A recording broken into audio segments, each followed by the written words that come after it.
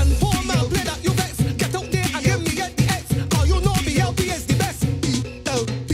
If you love Barbados as bad as me, vote for BLP. Me and the team BLP. Vote for BLP. You want the best for this country. Vote for BLP. Barbados Labour Party is for we. Vote for BLP. Them boys ain't ready. Them boys ain't ready yet. I voted for BLP. Them boys ain't ready yet. Me and the BLP. Them boys ain't ready yet. I voted for BLP. Them boys ain't ready yet. Mia is best in league. I know you agree with me. The rest of them ain't ready, and that ain't too good for we. But Mia and BLP, the future for this country. So January 19th, I vote in BLP. If you love. Good night. Good night to Lammings. Good night to all my good people in Lammings, Erie Hill, who are hearing my voice, and wherever this message may take me. Good night to my Barbarus Labour Party family. Tonight we are here on a mission. And that mission tonight is to ask you, the good people of St. Joseph, that come January the 19th, we are asking you to come out and support Mr. Dale Marshall as the candidate for St. Joseph. Now we know that he has done a lot of work in the last 3.5 years. I don't have to tell you, you can just drive around St. Joseph and see it. But he will tell you more when he comes here tonight. My name is the Corsi Holder, and I'm your chairman. And I am here just to bring the speakers to you. So without any further ado, I am going to bring, as a matter of fact, in 2015, 2016, we, the people of St. Joseph, especially in Lammings area, we suffered immensely under the Democratic Labour Party as far as water is concerned. 2021 is the first Christmas that the people in Lammings spent with water, that they can go to their taps, have a good bath, cook their Christmas lunch and dinner without any interruptions. And that is because of the candidate for St. John, Mr. Charles Griffith. Ladies and gentlemen, he is the minister responsible for water resources, and I'm going to bring him to this podium to you tonight to tell you more about what he has done for the people of St. Joseph, St. John, and St. Thomas, and St. Andrew as far as this water is concerned. Ladies and gentlemen, welcome Mr. Charles Griffith. Mr. Give it, Charles. Mr. Give it, Mr. Give it, Charles. Mr. Give it, Charles. Griffith. Well, alright, them say Charles Griffith. Pave all the road and Charles Griffith. Turn on the street lights and Charles Griffith. Make the people feel right. St. John rising to a higher height. Charles Griffith. About to explode. Charles Griffith. Make the thing grow. Charles Griffith. Need all the votes. Tell them it's fresh people more cars. St. John rising, yeah. St. John rising, yeah. Charles son, I'm vibing again. Tell your family, tell all your friends, yeah. St. John rising, yeah. I'm hearing for life, yeah. Voting Charles as an MP. Put the X for the BLP. Blessings on us all. Good night, Lammings. I bring you greetings tonight from your neighboring constituency, St. John.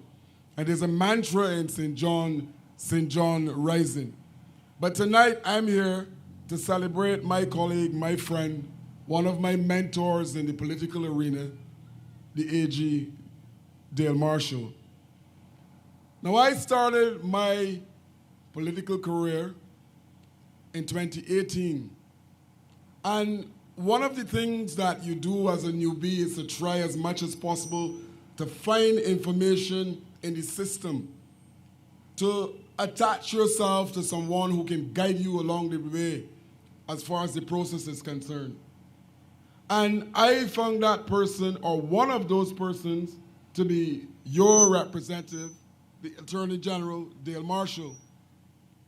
And it just so happened that the AG seemed to have followed me in the two ministries that I was in. And why do I say that? When I started, I was at the Ministry of Housing. And on a regular basis, I would get a call or a text message from the AG agitating on the behalf of residents in this constituency. And he asked about housing.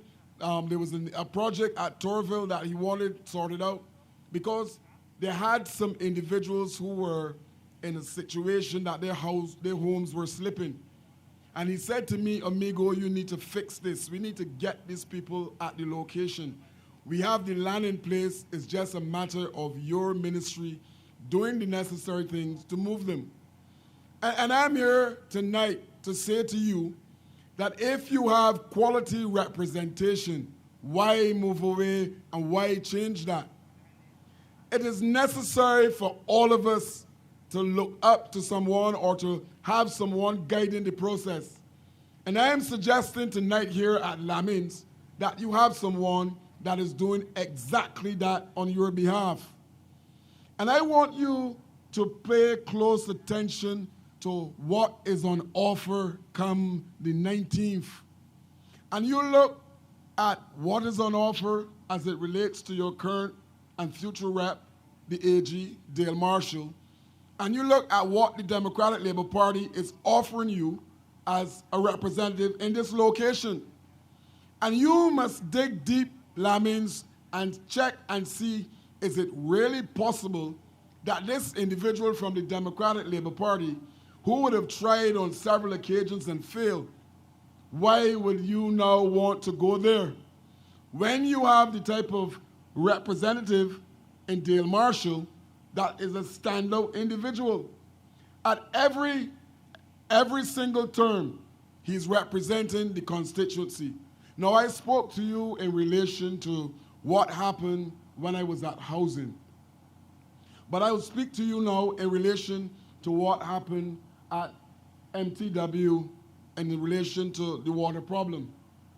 And more so than what happened when I was at housing, on a regular basis, I got calls and messages from the Attorney General, your rep, Dale Marshall, about the water issues that are happening in the constituency of St. Joseph.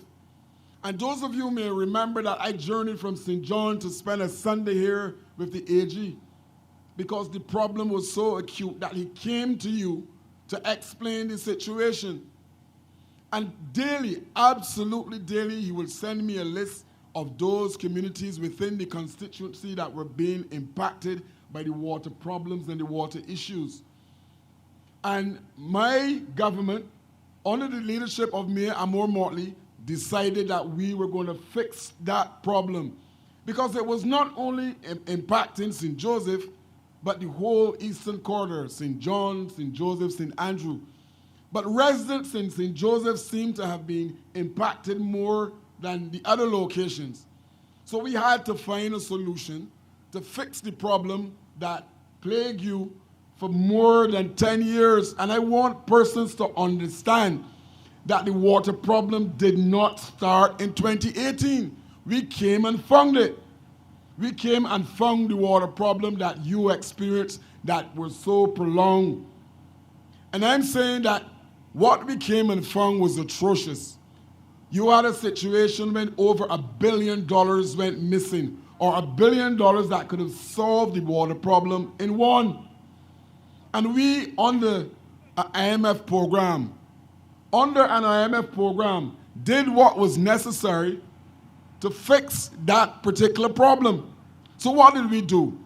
We embarked on a Vineyard water augmentation project. And what does that mean?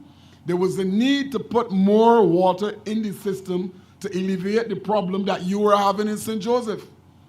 So we brought an additional, right now, 500,000 gallons of water from Vineyard and put it in the system. So you have a situation now where there's no longer a water problem. But to give you the impression that it was as easy as that would probably, you do not understand how complicated it was. We had to build 2 tanks at Mount Pleasant in my constituency. We had to put down mains to bring that water from Vineyard to the location. And those of you who traverse the area just by Castle Grant, would see that we're building a new tank at the location. Why? To ensure that you do not have the issues with water anymore. And like I said, on a daily, on a weekly basis, on a monthly basis, the questions came from the Attorney General, Dale Marshall, your rep, how far and how fast we're progressing with all of these projects. So, in the scheme of things, if everything goes according to plan, in the next couple of months, you will have a tank sitting adjacent the reservoir at Castle Grant. Why? Because we're ensuring that if there's an issue with one of the tanks, that the water supply will be constant in St. Joseph. And I want you to understand that these are the things that a government is doing under the most trying conditions. These are the things that are happening under an IMF program. These are the things that are happening when we got hit with Elsa. We got hit with Ashfall. And the Barbarus Labour Party was still able, despite all of that, to ensure that persons have a quality of life in Barbados that all of us deserve. And that didn't just happen by accident. It happened as a result of having astute leadership, of having one of the best, if not the best, Prime Minister in the whole Caribbean. And we know that leadership is important because all of the projects that are happening within government, the vision is there by the Prime Minister to ensure. And I brought notes tonight because I didn't want to mislead you in the same way that several of the Democratic Labour Party candidates are misleading persons. I want to bring you factual information looking forward from our manifesto to show you some of the things that will benefit this community and the whole of St. Joseph as a whole. And my constituency in St. John is similar in several ways to St. Joseph because we're both rural to start with. The other thing is that we both have a lot of young persons within the constituency that we need to find employment and we need to engage those young persons. And I mentioned last night that in 2008, the Democratic Labour Party brought a youth manifesto to this country. And to date, not a single initiative from in that 2008 manifesto was implemented. In another life, I used to frequent Lammings because I used to play basketball right over there. I played with Dog Mears, I played with my friend and former colleague, Hillary Austin. When is the last time that you would have seen active basketball in terms of organized and structured basketball coming from Lammings? Thunderbird was a basketball team that was on the lips of all those persons who associate themselves with basketball in Barbados. Thunderbirds is no more. Why? Because in addition to that, for the last 10 years, from 2008 until 2018, you had a government that refused to put money in youth development, that had sports stagnated to a point where, like I said, community events and community sports programs were no more. And I mentioned last night that it is one of the things that drive me, one of the things that forced me to engage and to step forward and offer myself on the political arena. Because for 20 years I was working as a youth officer. And I was sitting in an office drawing money and doing absolutely nothing. Because the Democratic Labour Party had no ideas. They were bankrupt totally of ideas as it relates to youth work and sports in this country. And you would have seen a decline. There was a point in time where every single community center and schools were utilized to trigger programs. We had cultural programs, we had sports programs at community level. They all dried up in those 10 years. Those 10 barren years that impacted our young people in St. John, in Lammings, and the wider St. Joseph. And I am suggesting to you that tonight, as I have mentioned before, do not drink the Democratic Labour Party Kool-Aid. You have a situation where these people took away the opportunity for young persons in Lamming and wider St. Joseph to gain and education at the University of the West Indies. And hence the reason why I'm saying tonight that leadership is important and leadership matters. Because one of the first things that my Prime Minister did when we took over was to reinstate those young persons who aspire to have a university education. The road was made clear for them once again to walk the halls at Cave Hill. And I am sure that some persons in this community here at Lammings would have benefited in a significant way from that particular stance, to have our young people go back to university free of cost. And I'm saying that don't believe that they will not do it again, because they're incapable of managing the purse of government. They have shown you in 10 years what it is like. And the ridiculous thing about it is that you had the former Prime Minister coming to a meeting and indicating that it was glorious years or it was some kind of nonsense. And you keep wondering what it is that the members of the Democratic Labour Party are smoking. You keep wondering what it is that they're smoking that would cause them to talk this nonsense. And tonight in St. Joseph, I want to appeal as well to the females in this community, because you must understand what happened in St. Lucie when they attacked my Prime Minister. But what they failed to understand, that they were not attacking my Prime Minister alone. And I want you to know that they attack every single female in this country that don't have children. And it is a misnomer to believe that if you don't have children that you're not a caring female. I have been involved and surround myself with persons who do not have children, and they are just as caring as biological mothers on this landscape. And I want that when the Democratic Labour Party candidate come to your house knocking in this community, to ask him where he stands, so that you have a clear understanding, because you know what? None of them have separated themselves from that statement that was made in the North, and you need to punish them, because females in this constituency and the island must not feel berated by a Democratic Labour Party that has gone mad. So I want tonight to fully endorse the Attorney General, Dale Marshall, my colleague. And I want to suggest to you that something that you already know, that elections are about change and elections are about staying the course. And you must ask yourself, what do I currently have? And if you go to that route, what it is that I'm changing to. Can he in any way seriously, Lammings, represent your interests in the halls of Parliament? I am humbled to be a part of the process. And I have done what I had to do in St. John in 3.5 years under the most trying conditions. And I'm suggesting tonight that Dale Marshall did similar in 3.5 years as it relates to moving this particular constituency forward. And he did that with the water that I mentioned. He did that in relation to the housing situation. He did that in relation to the road network in this constituency. And I want persons to understand that similar to my constituency, they have several roads in this constituency and St. John that are the total state of disrepair. But there are 30 constituencies. And I sat in the ministry with Ian Gooden Edgell, and we mapped a path that every single constituency will have at least a couple of roads that at the end of the day, persons can feel, well, look, we're not totally left out.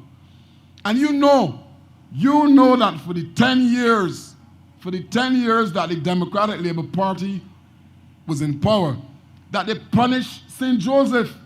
You were punished for voting for Dale Marshall. So the road network remained untouched. It remained untouched until persons decided in 2018 that winds of change should blow across this country. And there were strong winds. And you would have seen that for 10 years, You can't point to a road that was repaired in the constituency of St. Joseph. And you look at St. Joseph in 3.5 years, and you will see that roads were fixed and more roads are coming.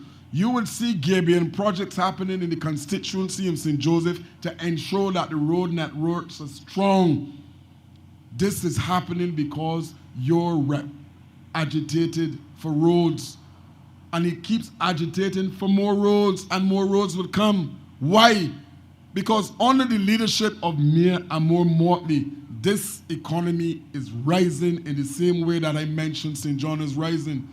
So when the economy starts to heat up and we have the adequate funds that we can do more, then more will be done within the constituency of St. Joseph, because that is part of the process to ensure that we have a network of roads, that our electric buses that you see, the electric buses that course that you can't hear, will be able to ply the routes in the constituency of St. Joseph.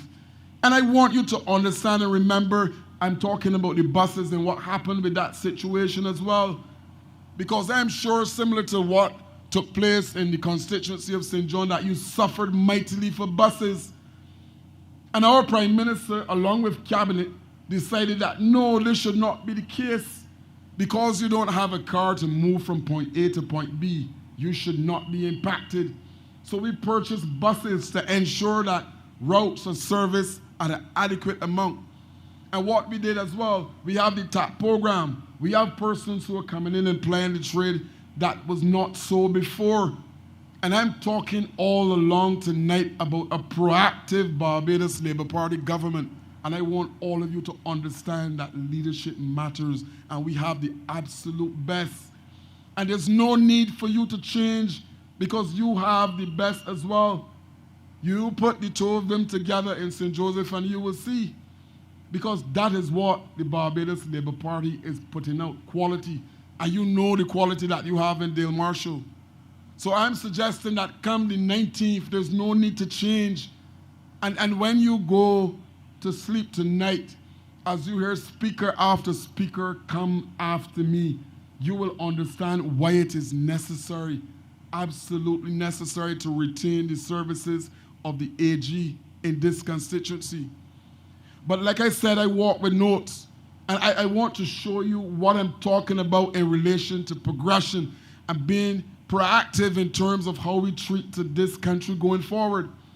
So we just released a manifesto. And I'm not going to touch on all of the things in the manifesto because I suspect that some of the leaders who will follow me will go there.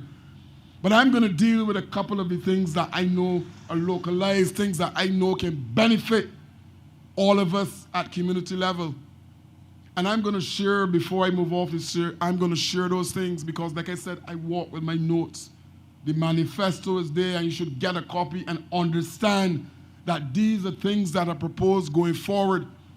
And don't believe that this is a manifesto of just words sitting in a document, because the Barbados Labour Party government will show that the manifesto that we brought before, we hit target after target after target.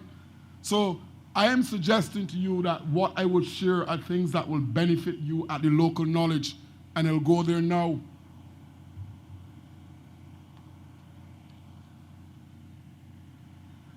One of the things that is contained in the manifesto is the fact that the medicinal cannabis should not only be for those high flyers, those individuals who have big dollars, but we have decided that if you have that kind of drive to engage in that particular industry, that you should not be left out. And in a similar vein, and because I mentioned that our constituencies are similar, they're rural, so that means their land's available.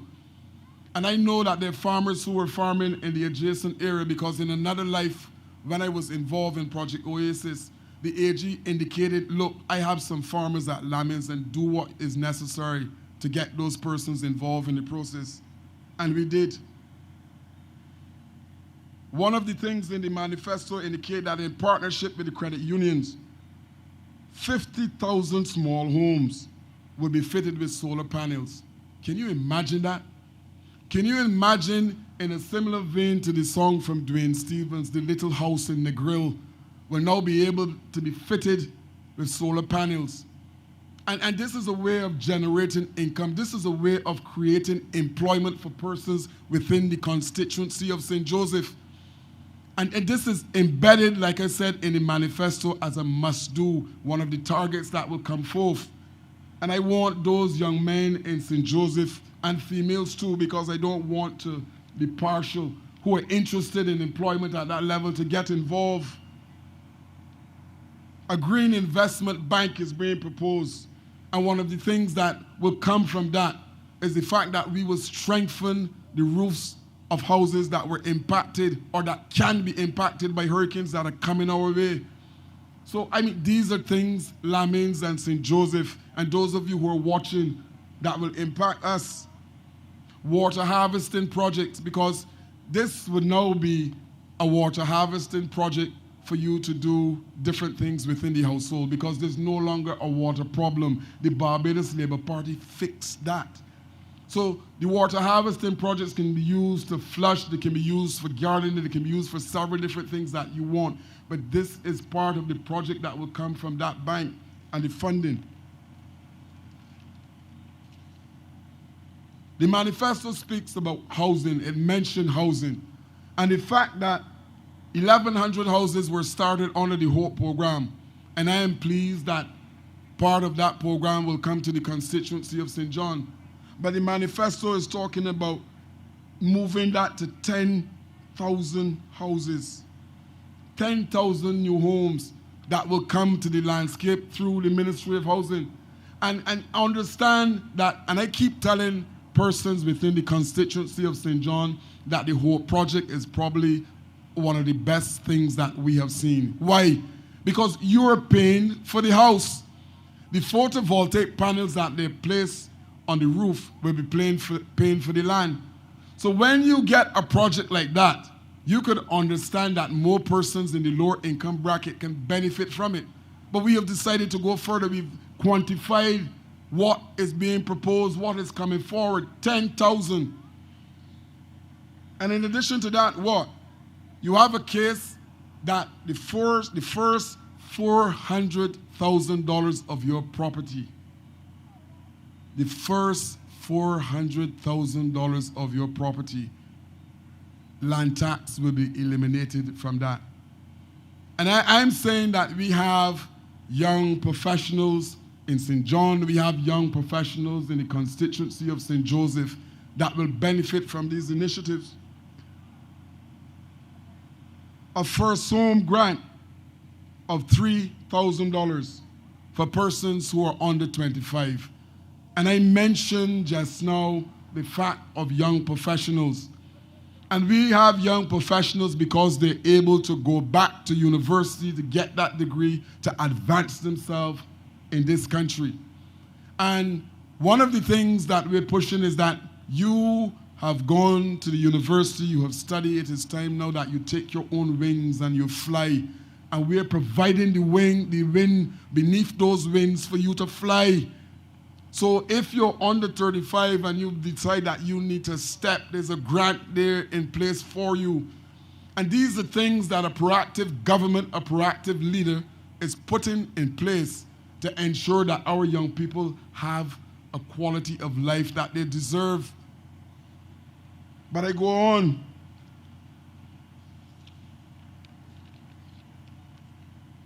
I mentioned construction, houses, construction training, 8 to 12 weeks program that will train carpenters, masons, tilers, and other artisans. So we are putting our people to work. You have 10,000 houses that are coming. Who are going to construct them? We don't want to import labor to do that. So government is looking to put a program in place for those who want to engage in the construction business. Look, I have gone to some of the blocks in St. John, and I have at least one so far that would have formed a construction company that will ride and be a part of this. And I'm suggesting that similar to that, in Lammings, we have youngsters who have skills. And I am now suggesting that those skills be pooled together. Pool them together. And you don't need to go far. You have the Attorney General who will provide the necessary guidance in terms of how you should treat to registering that business. It is all there. Why change? Why move to a Democratic Labour Party candidate who cannot do this for you? I mean, it is clear. For my females, the removal of VAT on sanitary napkins, vitamins, and baby diapers. Can you want a more caring government than what is currently in place and what is on offer to go back for the next 5 years to do this? The social engineering of this particular government is next to none. It is next to none. And this manifesto, again, speaks to something that I mentioned earlier, where we will return to sports and community development. And look, all you need to do is to go Bathsheba. I saw an aerial shot of something that the Attorney General, that Dale Marshall said, must come to St. Joseph. And I'm envious. Why am I envious? Because when you look at the quality of it, in terms of what is coming to the landscape of St. Joseph, it is probably unmatched in Barbados. So I am saying to you that if you have, one, a visionary leader that is looking out for us as a whole, two, you have a rep in Dale Marshall who is doing things to bring about changes on the landscape of St. Joseph on an incremental basis. It is impossible for him to do everything that he wanted to do in 3.5 years. But if you believe that what you see on the landscape in St. Joseph was done in 3.5 years, tell me if you believe that who is offering themselves as a Democratic Labour Party candidate can achieve anything that come close to what the AG did in 10 years.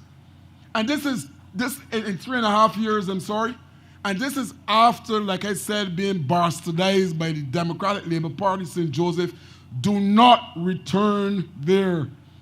And if you are listening to my voice and you understand that you have quality in Dale Marshall as a rep, then when you go to the poll on the 19th and you treat every single X as a victory for St. Joseph and for the community here at Lammings, then you will see victory after victory after victory at the poll. And as I move off tonight, I want to say to you, stay home, stay with Dale Marshall, because that is the one that will move you forward. There's absolutely no need to move away from that. So early on the 19th, you get up, you do what you have to do, and you go to the poll and you vote for Barbados Labour Party, you vote for the Attorney General, you vote for Dale Marshall in this constituency, because he's the only one that is going to take you forward. He's the only one who is capable of doing it. Look at the track record. Look and see in 3.5 years the changes that you have seen in St. Joseph. Good night, and God bless you. Be sticky with Charles. Be staying with Charles. Be sticky with Charles. Well, alright, them say Charles. Pave all the road and Charles. Turn on the street lights and Charles. Make the people feel right. Sing John rising to a higher height. Charles. About to explode. Charles. Make the thing grow. Charles. Need all the votes. Tell them it's fresh before more cars. Thank you, Charles. Ladies and gentlemen, this election is very serious. This is not a Kadir election. This is not Gia Chas election. This election is about representation. And the Democratic Labour Party candidate cannot provide that for you. You can only get that if you vote for Dale Marshall and the Barbarus Labour Party. And why I say that? The candidate that is masquerading through St. Joseph for the Democratic Labour Party ran in 1994 under the NDP. came back in 1999 and ran under the DLP. Back again in 2003 under the DLP. In 2008 under the DLP. In 2013 under the DLP. In 2018 as an independent candidate. And this gentleman, who is now masquerading through St. Joseph as a DLP candidate, last election he cursed the Democratic Labour Party. So how come you can curse people so bad and know they are so good? And you expect the people of St. Joseph to put you in the House of Assembly after you did that? Not only that, right here at Lammings,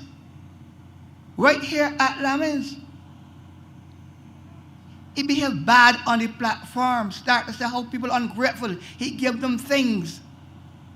Only about 3 months ago, he was masquerading again on Facebook. St. Joseph people have no sense. They're foolish. But now, you're coming back to the same people and asking them for a vote. But they said Britain's got short memories. They show them that we don't have any. Show him we don't have any. Ladies and gentlemen, St. Joseph and St. Andrew are neighbors. We have developed a good relationship with the St. Andrew branch when George Ben was there. And now we continue that with Rommel Springer. He has journeyed all the way from St. Andrew to come here to Lammings to speak on the behalf of Dale Marshall. He is the candidate for St. Andrew.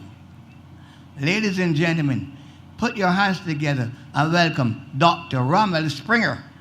We say for with me, we say for with me, boom. My sweet Barbarus regretter, bring me a motley with safer. Try put long nights, don't we go wait till later. When I hear my, right now she got vibes galore. We voting Mia and more. She's the best PM for me, Mia and the BLP.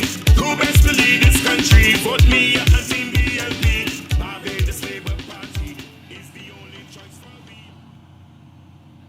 Pleasant good evening to the people of St. Joseph.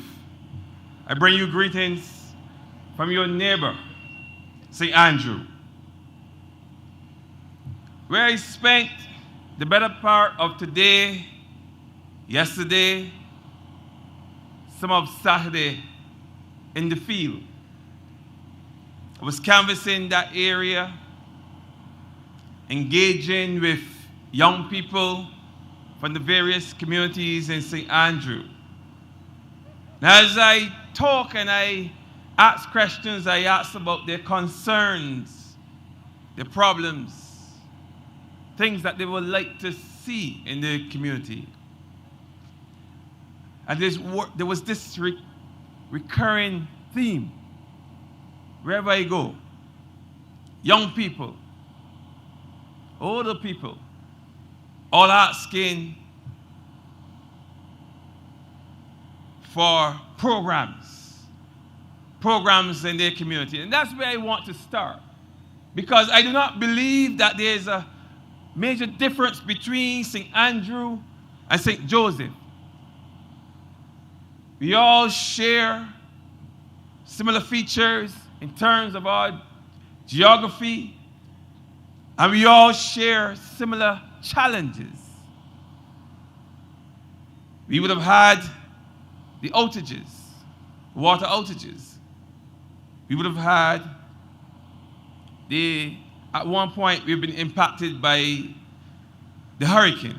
We all share these things together. We hurt together. But we also find solutions together.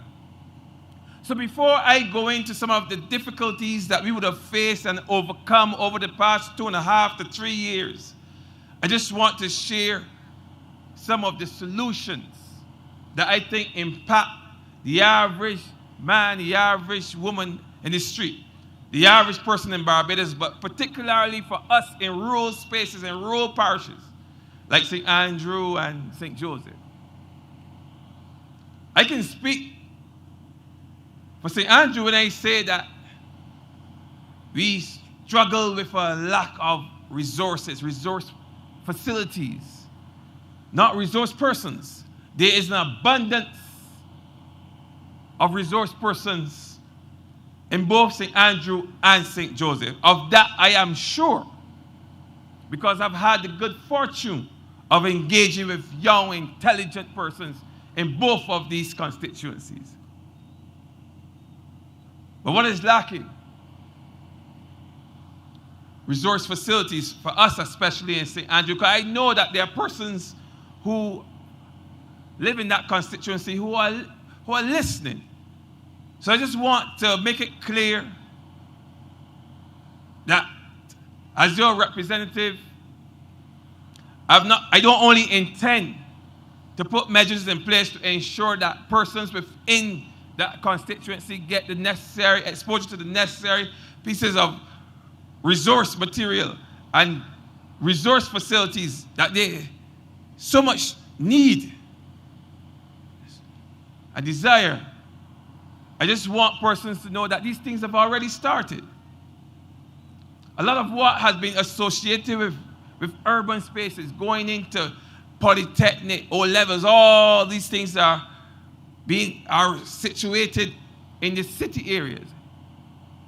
And the complaint for us who live far away is that we want to see these facilities come closer to our communities.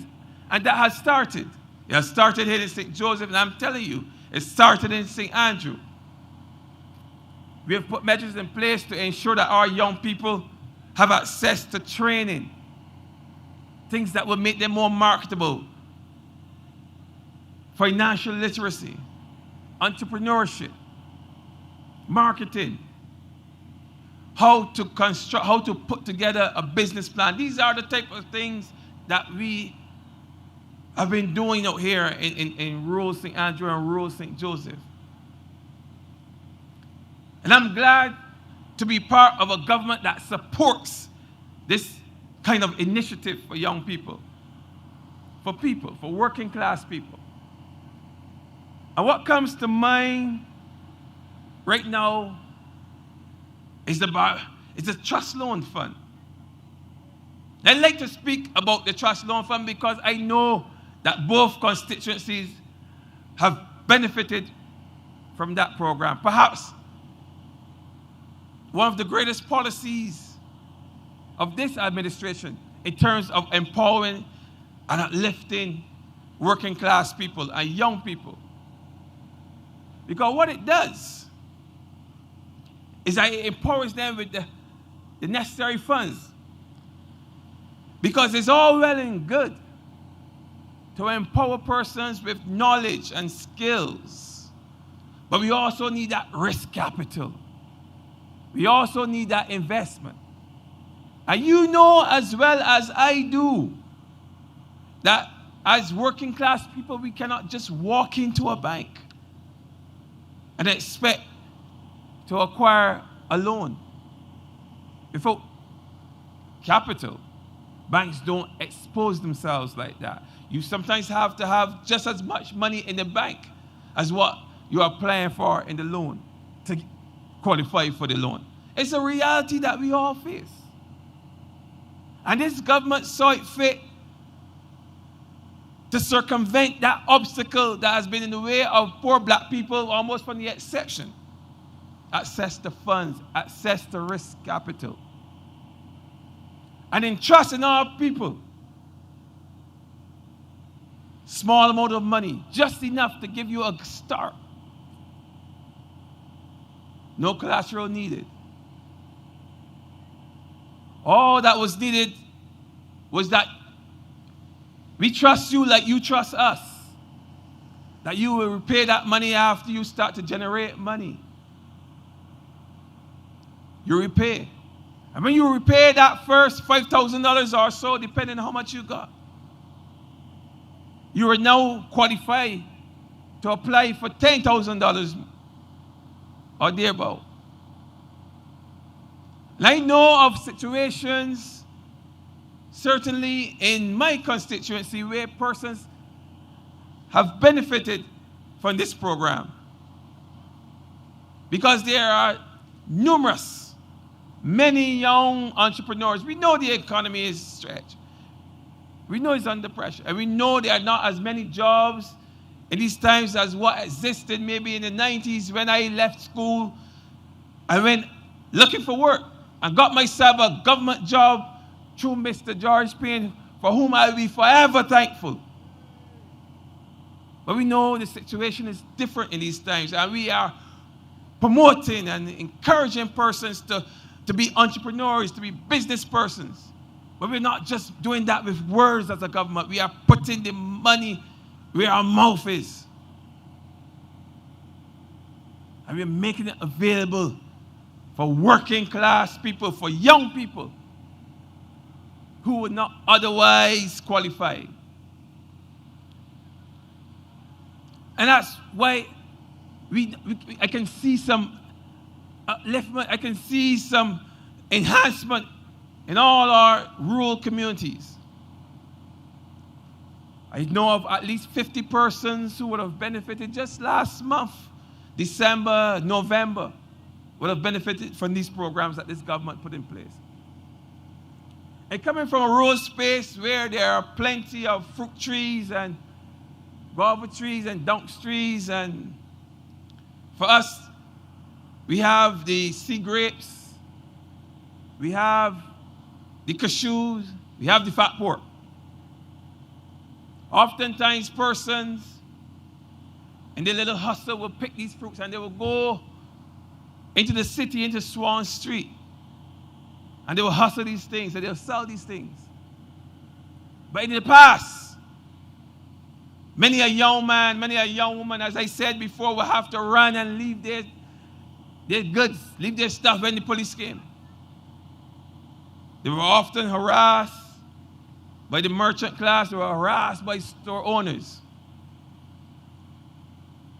Because these persons were never treated with the same prestige as those Bridgetown merchants. But this administration saw it fit to put in place legislation to protect our people, our vendors from our rural spaces who go in to vend their items in town. They can now do that with a measure of peace that never existed before. And believe me, harassment of vendors was something that existed almost from the end of slavery. When poor people came off the plantation and had just a few vegetables and plants in their garden to sell, to make a little living, they were being harassed by the plantation class. And that went on for years, decades and decades, over 100 years, until this government saw it fit to not only put measures in place to empower people to be business people, but to also protect those small business people when they go out there to ply their trade. Those are the hallmarks of a caring, understanding government. A government that can read the temperature of the room and can put things in place that make sense, that are practical for working class people. And that's why I'm proud to be part of this. That's why I'm proud to stand here and be supportive of my rural brother here in St. Joseph. And just to add, just recently, we put other measures in place to ensure that persons have access to loans through banks, through the free credit. Let me just get the legislation correct. Where persons have access to credit now based on their credit history, free credit reporting bill. Where we have a credit bureau that sees to it that persons can use their history. Because, as poor people, sometimes as hustlers, your name is not good in any store. Your name is not good at any bank.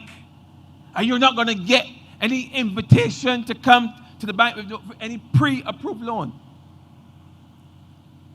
So what you have going for you, you have the fact that for years you've been paying your light bill on time. You've been paying your water bill on time. You've been paying your phone bill on time. You've been paying your car insurance, all such like on time. And now the legislative framework has been put in place to ensure that those things can be leveraged. When one is seeking credit, when one is seeking a loan. And as poor people, we need loans in order to advance. We don't have the capital to hand to go and pay for things cash. We need credit. And with that piece of legislation, one can easily draw on those things to not only better the chances of getting credit, but also to maybe use to improve the credit that they would have gotten, got a better deal, so to speak. So as you can see a trend forming. A trend that says to us and says to you as Barbadian people that this government understands what's going on out there in the street. This government understands all groups. This government understands the voiceless persons who have been existing on the fringes. And this government has put things in place to assist these people, to make life easier for these people. But then, what can you expect from a government that has always made life better for working class people in this country? That has been the characteristic, the history, the hallmark of this Barbarus Labour Party. And so, you see examples of this every day, and I can continue with other pieces of legislation that I think would have empowered the working class, empower the poor man. But I want to, the limited time that they have given me, speak a little bit about education, because I cannot, as a person who trades in education, come out here and not speak about education. Because I still believe that education is the vehicle to development, and has been part of the reason why this country has developed at the rate that it has and continues to develop at this rate, because of the education system that has been in place for the last 50 or so years, and even before that. But I use that particular number because under the Democratic Labour Party, after 50 plus years of state-funded education, free education, we had the unfortunate development in 2014 where university students, sometimes, in some cases, at the very end of their education, the very end, were forced to pay tuition fees. And it's one thing to say it. It's one thing to say it. But if you were one of the persons who had to live an experience, the fact that you are in the process of completing your degree, you have 1 year to go, you've completed 2 years, and then just like that, before any preparation, you are told you have to look for $10,000 or $20,000 or $30,000, or you have to leave the classroom. Now, I've been in a classroom in the early days where persons, after 2 or 3 weeks, they realized that they could not continue the program for whatever reason. I've seen how heartbroken those persons were after 2 or 3 weeks. Now, imagine you were in the university for 2 or 3 years, and at the point where you are this close to obtaining your degree, someone tells you that you have to leave or find $20,000, $30,000. Now, where is a poor man, a working class man who is still at his parents' home, or a single mother who has a family and a child, a small child to support, household to run? Where is that mother going to find $20,000 or $30,000 just so? In that situation, most of those, and let me say, let me make the point. many of the people who suffered under that wicked policy of imposing fees on university students were not only just students, the 19-year-olds and the 20-year-olds. It was a lot of single mothers. A lot of single mothers were at university. Because we know that life happens. And a lot of mothers have to take care of children. And then at some point later in their life, they decide they want to continue their education. And there were thousands of them at the university at the time. Thousands. And just like that, without any thought, without any consideration, without any regards for their future, and by extension, the future of this country, they just cut away the very instrument that we've been using all these years to elevate ourselves as a people. And that was taken away. And persons were forced to make a decision that no Barbadian student should ever have to make. Should I feed my family? Or should I abandon my education? And that's the reality. A lot of people had to abandon their education. And sometimes at a certain age, when you abandon your education, it's very difficult to pick back up. And this would have occurred in 2014, 2015, and it was only in 2018, some 4 years later, with a more caring administration, which I'm proud to be a part of,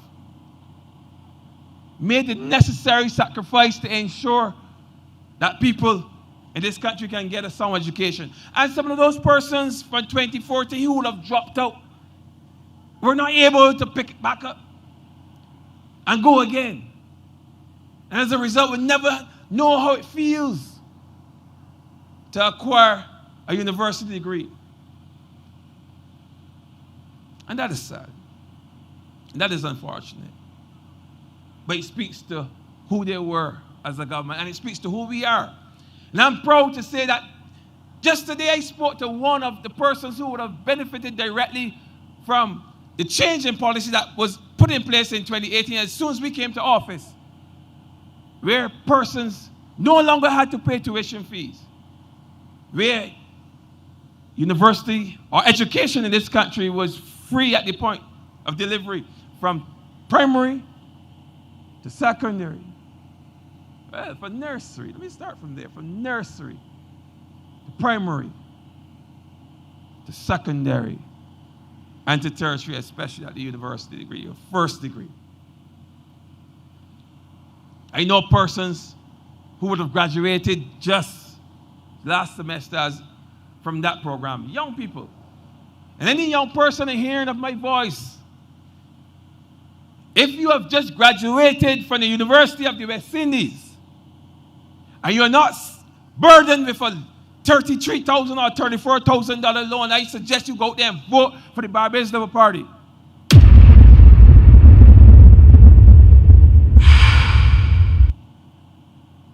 Your choice is easy. Barbarus Labour Party, under the leadership of Mia Moore-Motley,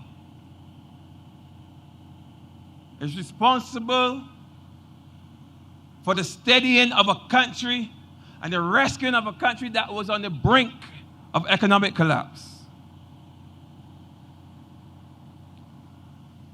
But I assure you that on January 19th, when you go to place your vote,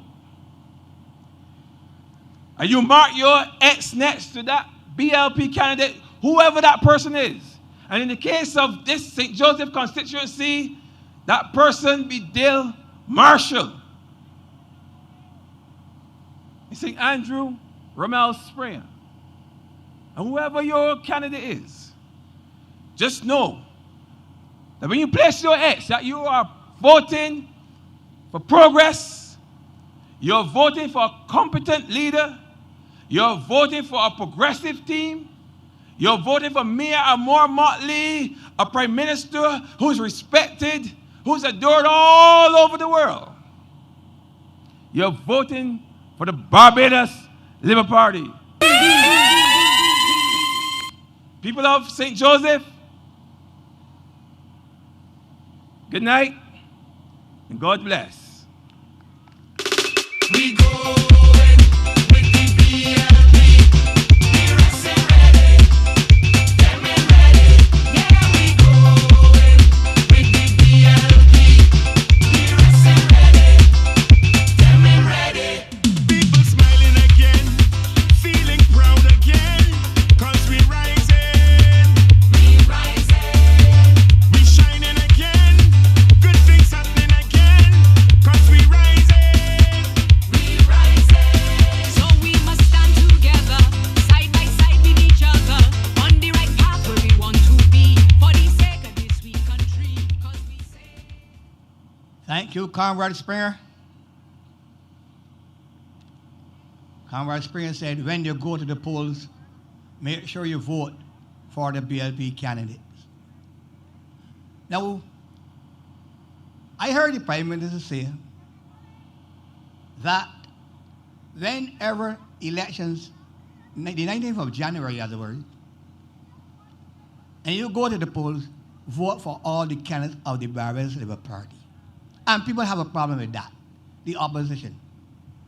Now, I don't know how that I can got 4 horses in a race and I'm going to go and bet on somebody else win. I don't understand it.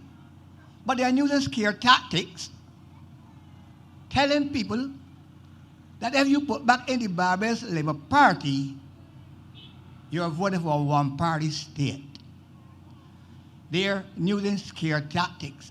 That is to get people frightened so that they will get a seat. This government has nothing to be ashamed of. Because if the last government ain't had anything to be ashamed of after mashing up this country for the last 10 years that they were in office, I don't see how a government that just came to office in 3.5 years and did so much work should be ashamed. I don't see it. But the opposition, all like Bishop Atherley and them so on about telling people that if you vote for the Barbarus Labour Party, you're voting for a one-party state. I know last election that the Prime Minister now, who was opposition leader at the time, did not put a gun to nobody's head and tell them vote for 30 candidates in the Barbarus Labour Party. She did not. It's the nonsense that the Democratic Labour Party do on the front and Stewart and Verla the Pisa too, because she was a candidate and she was a senator. That them get kicked out of office. And this morning I heard it on the news, Fronda knows crawled out from under some rock and telling people that no, Fronda Jerome Stewart don't have to be shamed. He has nothing to be ashamed of. No crawled out from under rock after 3.5 years. But it is desperation time. And they want to win a government.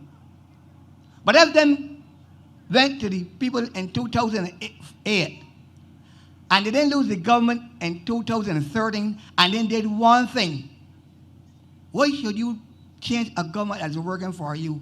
No. I said no.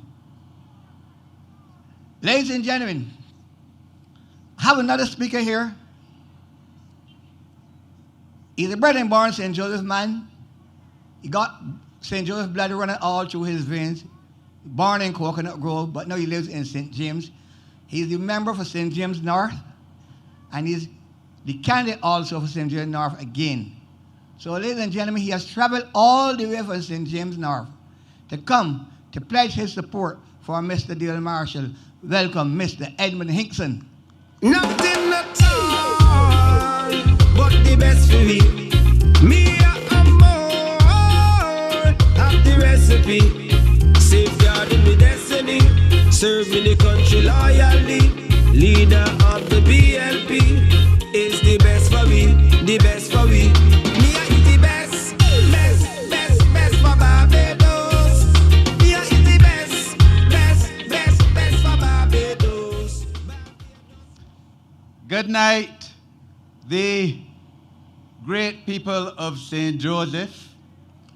I am proud and honored to be here tonight to speak on behalf of the candidacy of my good friend and political and legal colleague, Dale Marshall. Tonight is the night, in fact, that I am defending my ancestry, because I just spoke in St. Andrew, where both of my father's parents were born, and now I'm here in St. Joseph, where, as you have heard, is the parish of my birth. My navel strings are buried in Coconut Grove. And I love St. Joseph, second only to St. James, of course. And, you know, we have to defend the legacy of the Barbarus Labour Party in this parish.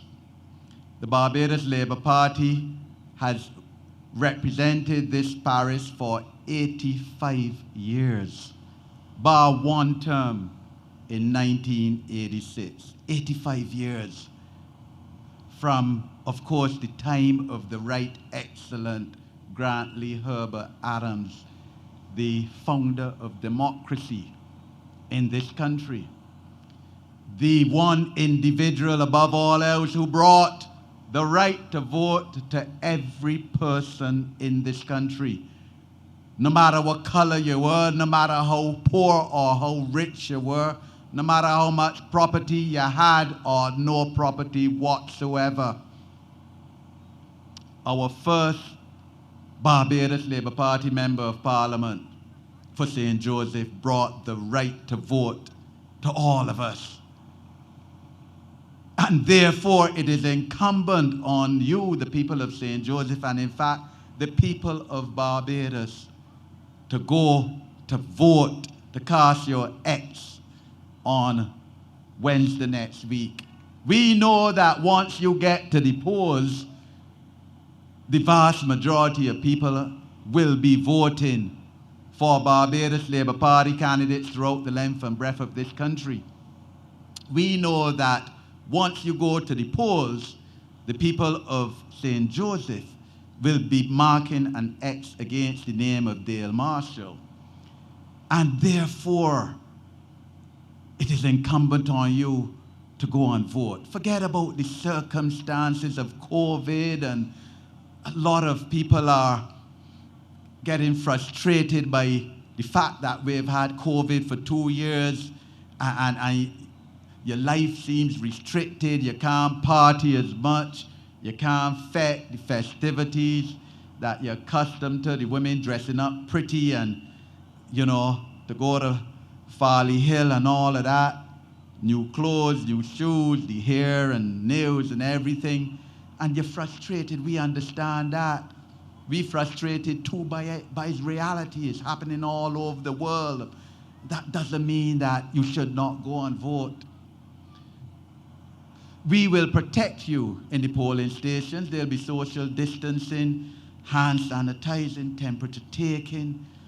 You know, so don't fear that you're going to get COVID. And it's no use staying home or away from the polls and saying you support Dale Marshall, you support Mayor Motley, you support the Barbarus Labour Party, you want us to win, but you don't go and help us win.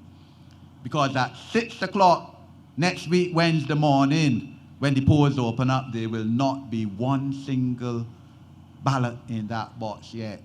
We now have to get ballots in that box.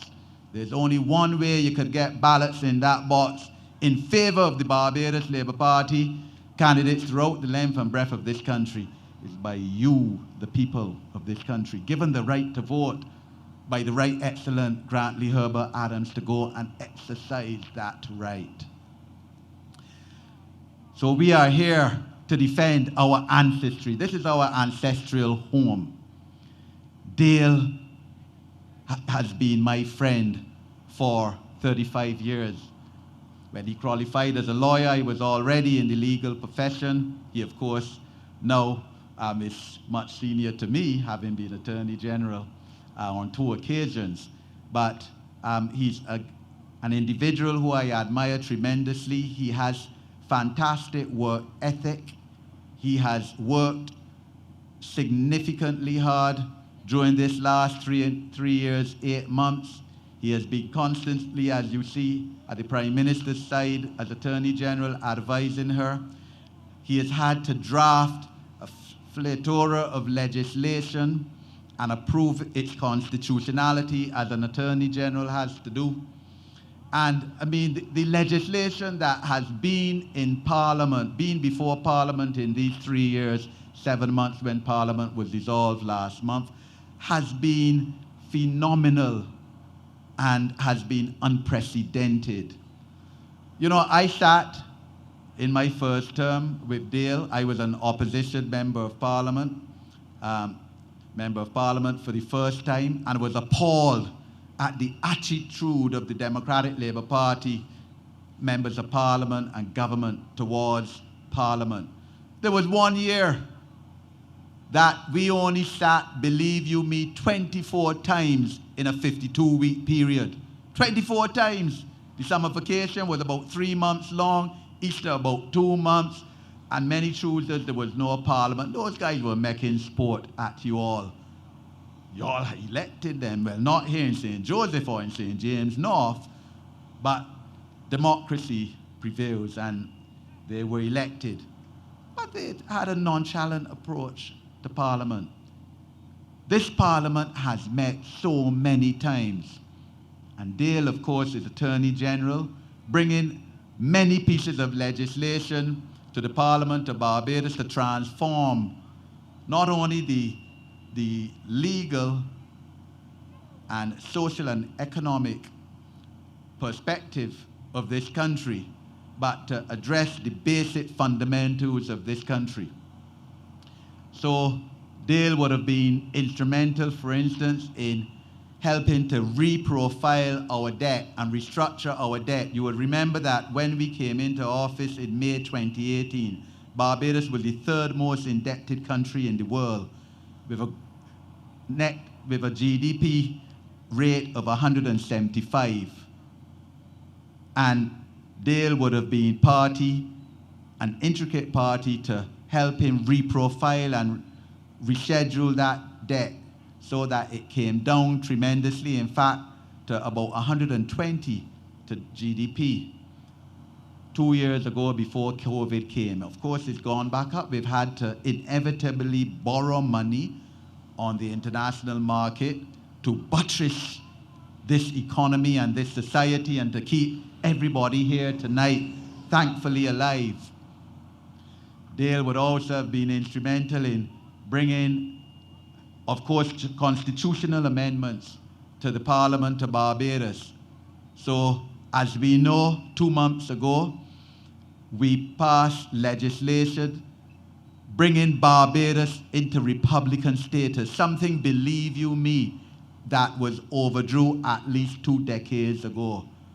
Removing the Queen as head of state of Barbados and having a born Barbadian citizen or a Barbadian by descent as our head of state, so that the children born in Lammings, children living in here, this district, in St. Joseph, in Western St. James, anybody born now can aspire to be head of state of this country for the first time in our history.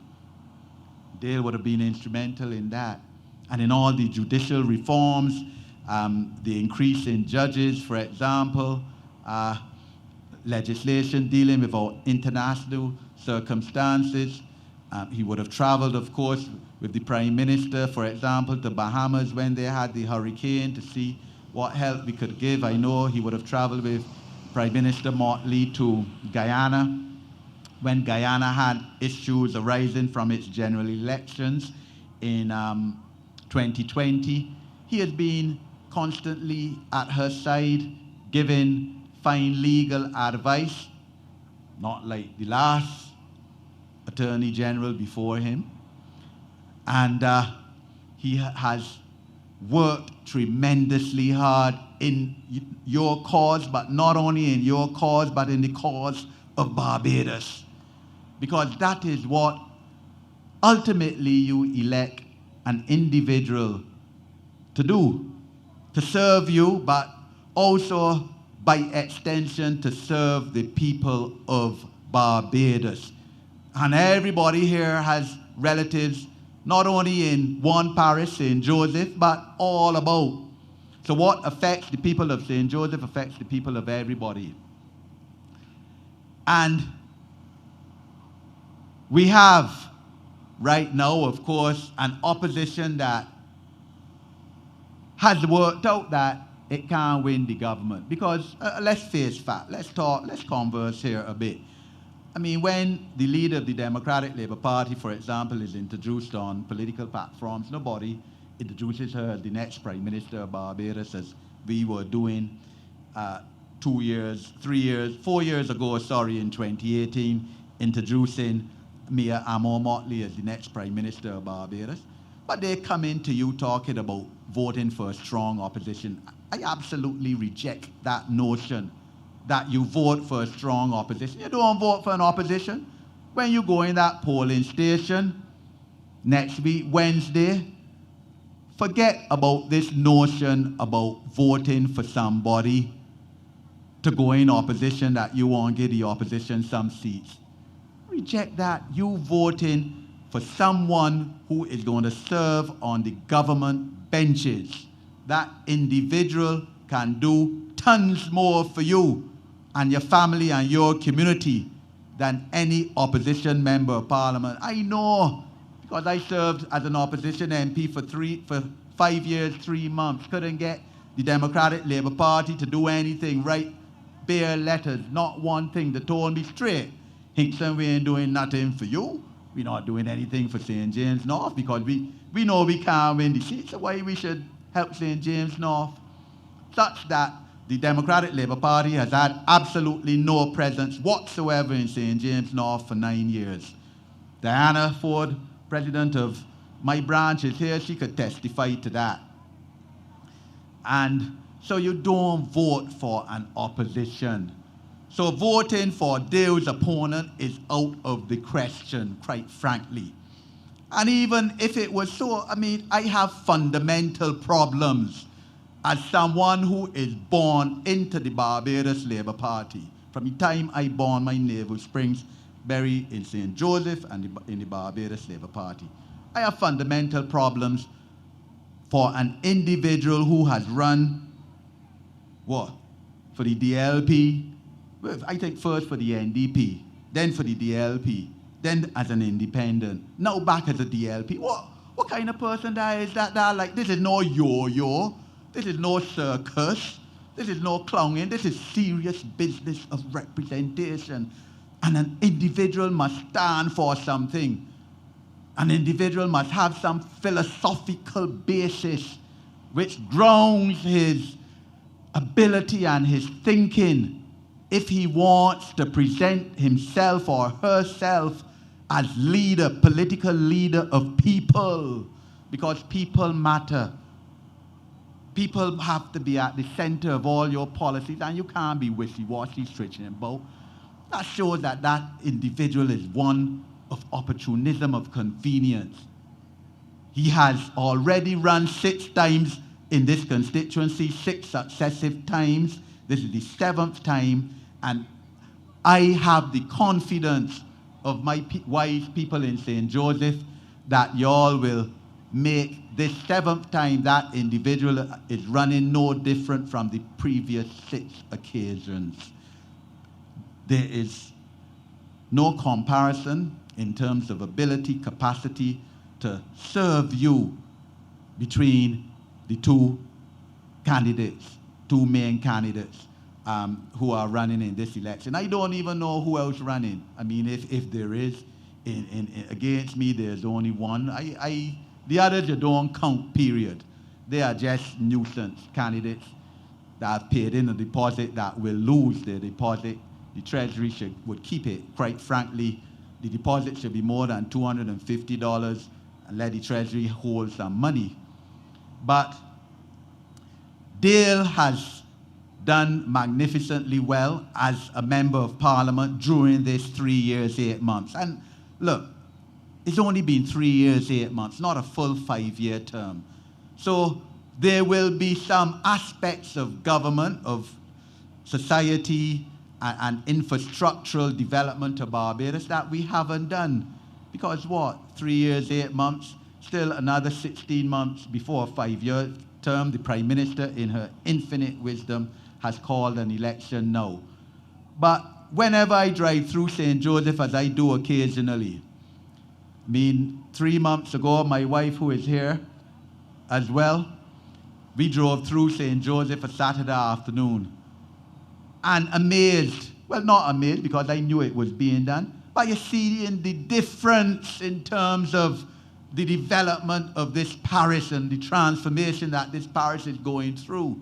Because you have a new polyclinic across the road there in Horse Hill after the Democratic Labour Party destroyed it. You had to go, where you had to go? The hospital, or the Glebe, or David Thompson Polyclinic. But new polyclinic opened up last year in Horse Hill, not far from here. You have a new community center going up in Bathsheba. Again, something that the Democratic Labour Party failed to open back up or to renovate. Dale and the Barbarus Labour Party renovating the community center there. And it would also have facilities whereby people will have the opportunity to earn income and revenue through entrepreneurship and selling. You have new roads going up because the same Coconut Grove that I born in had become a dirt track. I mean, even I was frightened to drive through it. New road going up, Gabions, out by Spring Head and all of that. Dark Hole, Fruitful Hill. Other roads too, I'm sure. I'm sure I don't know all. Infrastructural development to support the vulnerable landscape of St. Joseph. And Dale has been pushing, of course, the cabinet, his fellow cabinet colleagues to build capacity in terms of the infrastructural development of St. Joseph. Because once you, of course, repair roads and do development in a country, it gives the people of that country, and indeed in this case the parish of St. Joseph, the opportunity to create and enhance economic activity for the people. And that is what Dale Marshall has been about in this term as office, not only serving as an extremely hard-working Attorney General, and when I was Minister of Home Affairs, of course, that's a twin ministry. My office was in the same building as Dale, and I had first-hand evidence of how Dale approached his task and how Prime Minister Motley, in fact, demanded so much of him as an individual, and he delivered. So that is the only person who can continue as your representative after this 3 years, 8 months. Short time, and we need the opportunity to continue to do what we started to do as a government, to transform this country, to transform the lives of the people of this country, including, of course, the people of St. Joseph. So, in spite of coming into office in May 2018 and finding a country and an economy and society that was effectively bankrupt, that was effectively wandering in the gutter, we proceeded to lift up this country and the people of this country. And that's because we planned. The Democratic Labour Party, when it won office in 2008, had no plan. It had a plan to win the government. Didn't have a plan on how to govern. We had a plan. And Prime Minister Motley and the cabinet of Barbados proceeded immediately to improve the daily lives of the people of Barbados. So The public servants who live in Lammings, and I know there are some, because I know some of them, and you all know some of them too, of course, got a 5% increase in salary. One time. Mini budget, mid-June, 3 weeks after the election, less than 5% increase. Something that you had not got since 2009. The old people here in St. Joseph and in Upper Mount Standfast and Lower Carlton got an increase of almost 50% in their non-contributory pension. In other words, old people who hadn't made sufficient contributions to the pension fund got an increase in their pensions from $155 every 2 weeks to $225. Because we recognize that old people, and of course the people of St. Joseph, working in the slave plantations, because this is an agricultural society predominantly by tradition, and we need to support them because they have built a Barbarus for us younger people. So we were obliged to do that. You know that, as Romel said here before, so I won't go into it because he went into it with depth. Your grandchildren and children who had a dropout of University of the West Indies in 2014 because they couldn't afford, or you couldn't afford to find the $7,000 or the $10,000 for them to continue with their course at university, we again instituted free tertiary education for them. We found the money that the Democratic Labour Party said they couldn't find. Because out of everything, that was, in my opinion, the biggest crime that the Democratic Labour Party government committed against you, the people of Barbados. In St. James North, I found the money to help some of them, some students continue. I said, because I cried, I can be frank with you. I cried because you can't be in final year at university and have to drop out after being 2-3 years in there. You drop out because a government that did not care anything about you put on tuition fees, but yet found money for other foolishness and for corrupt practices. That is what happened, you know. That is why they didn't have the money. Because of corrupt practices. And all you have to do, for example, just giving you one example, is read the Auditor General's report on the last Auditor General's special report on the Barbados Water Authority, and you would understand what I'm talking about. We brought new garbage trucks, fleet of garbage trucks. Because I know that the people of St. Joseph, just like the people of St. James North, 3 weeks sometimes, you were without a garbage collection. Highly unsanitary conditions we were operating with. And I remember in 2016, I wrote the then Minister of Sanitation and told him, listen, I can launch a protest soon, I can soon lead a protest if you don't get this garbage problem solved. Remember, he said that the garbage bad because it's Christmas and crop over. So that is the kind of insensitivity and uncariness that the Democratic Labour Party government brought to this country. We brought a fleet of new garbage trucks, not only garbage trucks, state of the art, and gave you garbage bins. You all have the garbage bins, right? The new ones? Y'all ain't getting it yet. They soon come in though. Don't worry, they soon come in, state of the art, to separate your garbage. In addition to that, a fleet of electric buses, because y'all in St. Joseph, I know, had difficulty getting home from Bridgetown in the evening under the Democratic Labour Party, that did not buy one single bus, as they did not buy one single garbage truck either. And you had public transportation problems. We brought a new fleet of buses that has provision as well for persons with immobilities at the front. Smooth buses.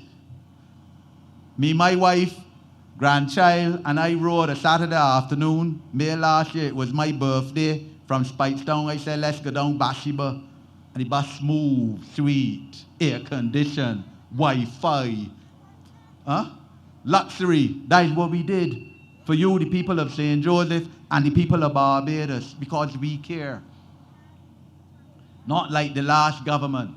We brought vending legislation to decriminalize vending, something that was a crime for 330 years. Since 1695.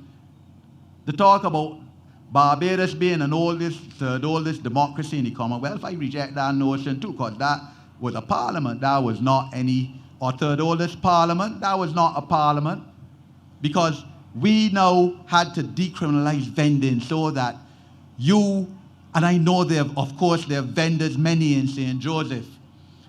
So you no longer have to fear now being picked up from wherever, let's say Cheapside Market, because you don't have a license and you're getting hauled before the court and getting a criminal record, which stops you now from getting a job, because you need proper certificate of character for 85% of jobs in Barbados, or stops you going and see your relatives in the United States of America. That is what we did.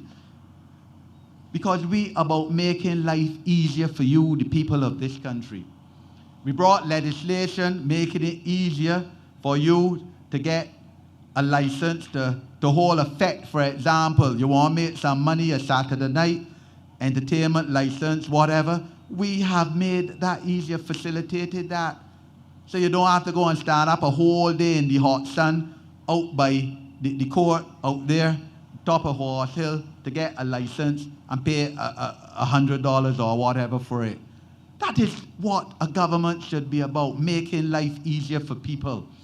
Of course, police certificate of character. You sit down in your home, you apply for it, pay $25, and you get it the next day. I would have started that as Minister of Home Affairs. Dale, of course, would have been involved in it to the end as Attorney General. Then ability to pay some of your government taxes, pay a BRA, do it online. All of that making it easier so that you don't have to go and stand in a line, waste a whole day, waste productivity. And that is what Mia Amor Motley is about and is firm in her vision to do. Politics is about leadership. Politics is about vision. Politics is about character and strength. And we have in Mia Amor Motley a leader who is recognized internationally as the leader of small island developing states, as the leader of small states that are subject and vulnerable to climate change. And she's the leader, undoubtedly.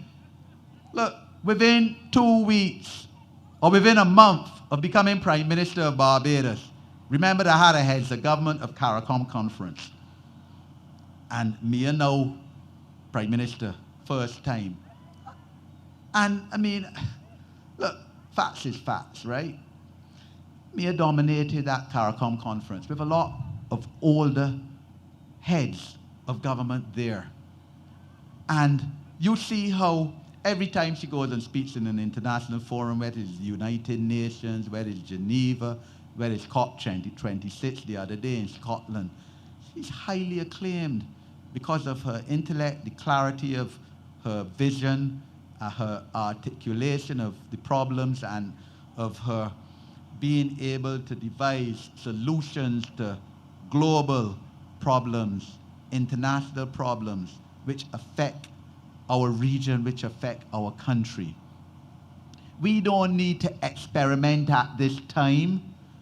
We don't need to be rolling the dice and gambling on uncertainties. We are at a critical stage of the life of this country. We're still in the midst of a global pandemic. We have lost tremendously in this country over 2 years in terms of our economic activity. We have lost by our children and our grandchildren being physically out of school for the better part of 2 years because of this global pandemic, which had nothing to do with this Barbarus government, nothing to do with us at all. We didn't start it. We need to get our children back in school because perhaps the worst aspect of this pandemic has been the fact that our children have not been able to go to school here, Lammings School. What school start today, I think? Today, right? Yeah? Children online still.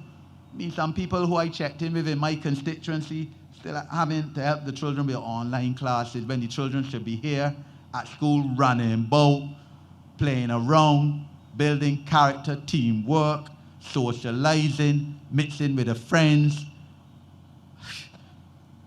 We don't have to experiment. We are doing our best as a country, as a government. You heard Rommel. Rommel was parliamentary secretary, or is parliamentary secretary, sorry, of the Ministry of Education. We have in our manifesto as well the commitment to reform our educational system, because we have not had educational curriculum reform for 20 years now, since Mia was Minister of Education. So we need to reform our educational system. In many ways, it's now become outdated. It's not fit for purpose of the children of Trimareza or the children of Sign Hill. So we need to, of course, be in a position to foster critical thinking among our children, problem solving. So you know that if, for example, somebody inadvertently stamp your toe as a child, you don't go beat them and fight up and cuss. Are there ways to resolve matters without that? So we have to teach our children that. Ability to teamwork. That is what we're about. That is what our manifesto speaks about doing. Our manifesto also speaks about housing, a primary problem, one of the three main, in my opinion, social problems in our country is the ability or the so far inability to provide sufficient housing solutions for anywhere near the amount of persons who desire a house, to desire ownership of a piece of the rock, as everyone in this country is entitled to. So this tradition that you had 20,000 and 30,000 applications before the National Housing Corporation for 10, 15 years has to be defeated. It has to be removed from the circumstances of Barbados. And we've started in association as a government with the Hope Inc. to build houses across Barbados. Houses in Lancaster, for instance, just outside my constituency, just across the border. And we have committed in our manifesto to provide 10,000 housing solutions to the people of Barbados. Lammings, of course, has a housing area. You all understand what I mean when I speak about this. That you know, this concept of 4 generations living in a house, we have to defeat that and tackle it and be able to solve that problem. Because it is only one set of people that live under those conditions, and we have to fight to improve your lives. So we're going to give you, as a first-time home owner, $3,000 in grant money. Grant, you know, not loan. You don't have to pay it back. That can go towards payment of your legal fees on acquisition of a housing solution, a house. Or it can go towards perhaps 3 months mortgage installment, your first 3 months payment of mortgage. It can go towards your deposit on the purchase price.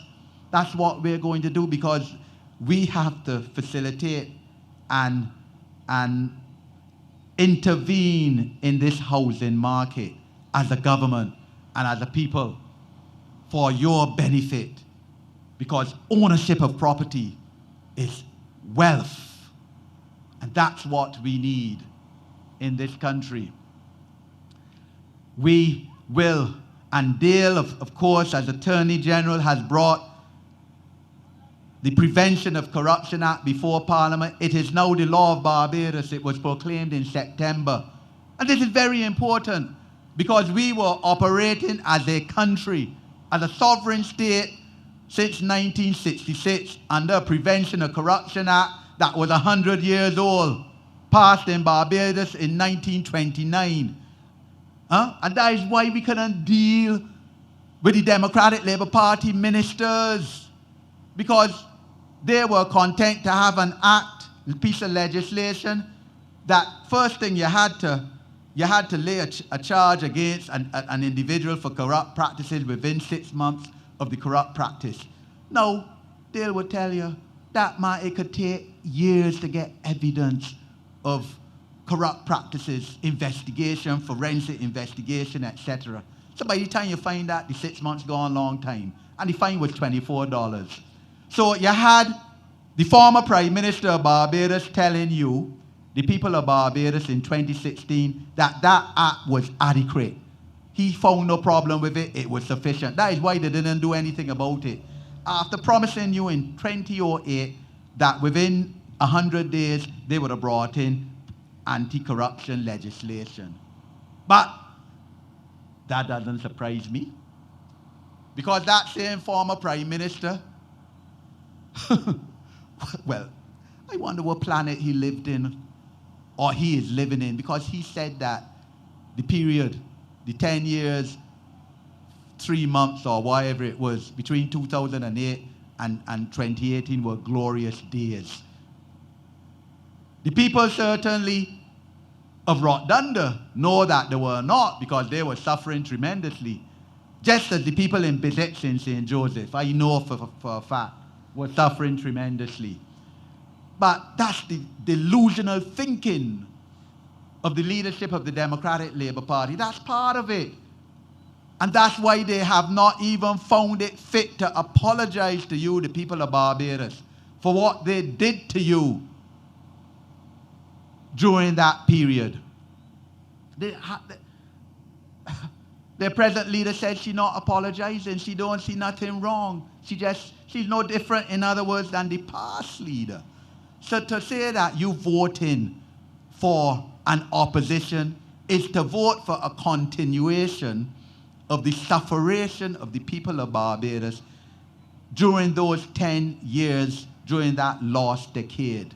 We reject that notion. We could have passed right now, we could have had integrity in public life legislation all like now. Because the same way that someone in Sugar Hill or someone in Ashton Hall could get hauled before the courts for stealing 2 tins of sardines from a supermarket because they're hungry. You get hauled before a court, you get a fine and you have a criminal record.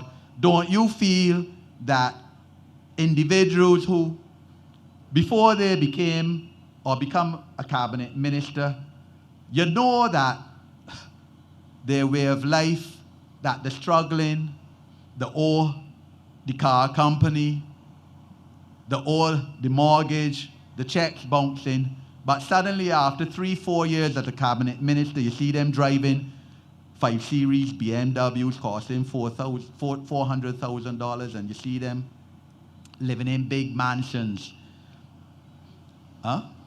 in some parts of the country. You don't feel that they should be brought before the courts too and dealt with? The same way, the same standards should apply. And we would have had integrity in public life legislation, but for opposition elements. Because Dale brought that act before Parliament in 2020. It passed through the elected Parliament. You, the people of Barbados, voted for 30 Barbados Labour Party candidates in May 2018 to be responsible for your welfare. And it passed through the 30 elected parliamentarians. But when it reached now the unelected parliament, nobody vote for them. Nobody vote for them. But the bill needed a 2/3 majority because it's a constitutional change. So you needed 14 in the unelected parliament, the Senate, to vote for it. And you know, opposition elements in there kill the bill. You would have to ask why. So this notion about strong opposition, because you want strong opposition to hinder the development of Barbados now? to stop legislation, for instance, coming in force that can lock up corrupt politicians? I said, no, I know you don't want that. So we need on the 19th of January to go out in our numbers to vote in the constituency of St. Joseph for Dale Marshall to continue as your representative. He has been a tremendous representative of this constituency. I know that this constituency has had issues in terms of water, just like how my constituency has had issues in terms of roads and other things. But we will do our best to resolve them. I know that they've started to resolve the issues of water in St. Joseph.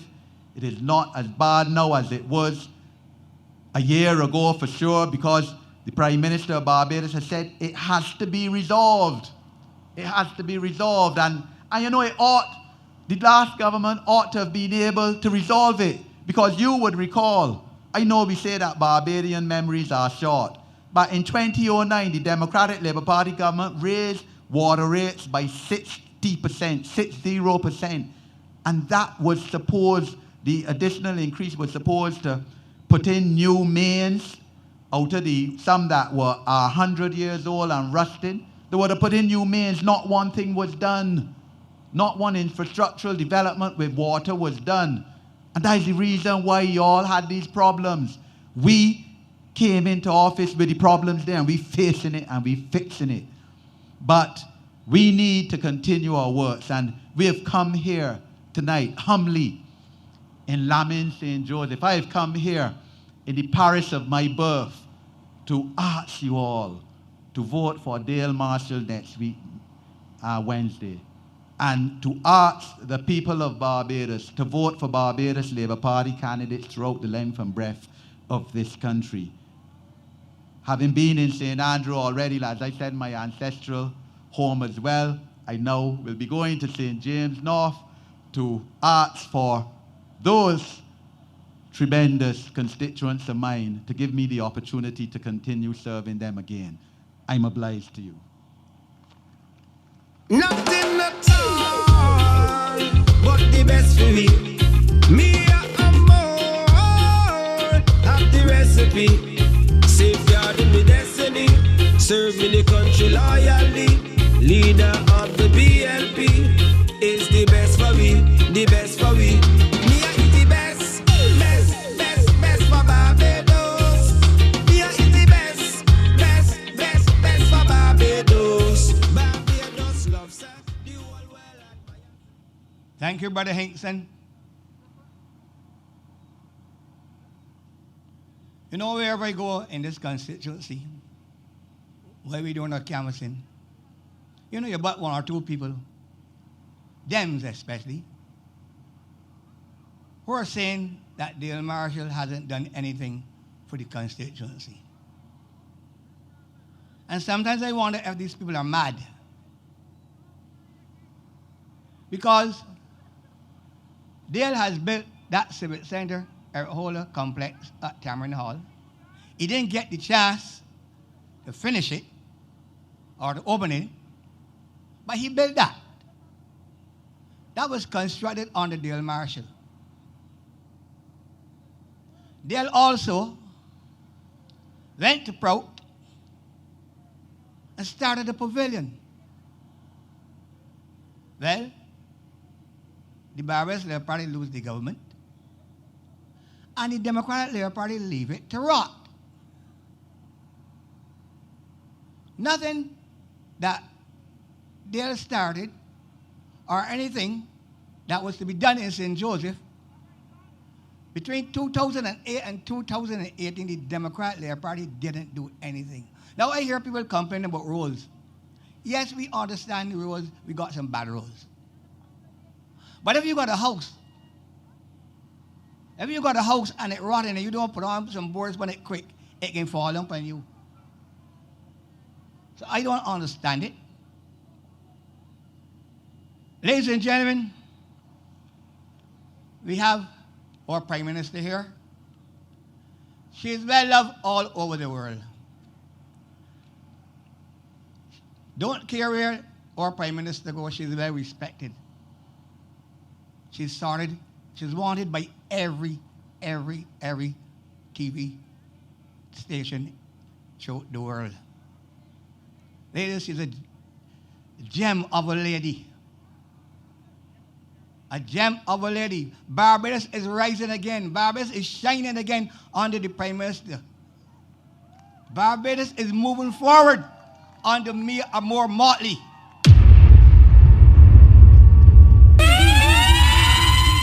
Years ago, I can remember hearing the Prime Minister of St. Kitts and Nevis saying, we do not look to Barbarus for our leadership anymore. And that is when Frontal Stewart had the government. But today, this country is rising again. And Frontal Stewart have the guts to say that he have no shame, he have nothing to be ashamed of. Well, this Prime Minister have nothing to be ashamed of either. Ladies and gentlemen, everybody love our Prime Minister. Please put your hands together and welcome your Prime Minister, my Prime Minister, our Prime Minister, Mia Amor Motley. We say for with Mia. We say for with Mia. My sweet Barbarus regretter. Bring me a Motley we say for. Try put them nights, don't we go wait till later. When I hear my right now she got vibes galore. We voting Mia Amor. She's the best PM for me. Mia and the BLP.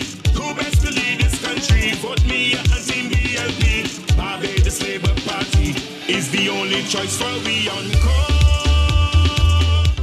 We want Mia for sure in this election. Mia is which. I am so sorry that I did not come up here earlier to see this magnificent view. Good night, everyone. Good night to the residents of Lammings, and good night to all of the other people who have come here tonight.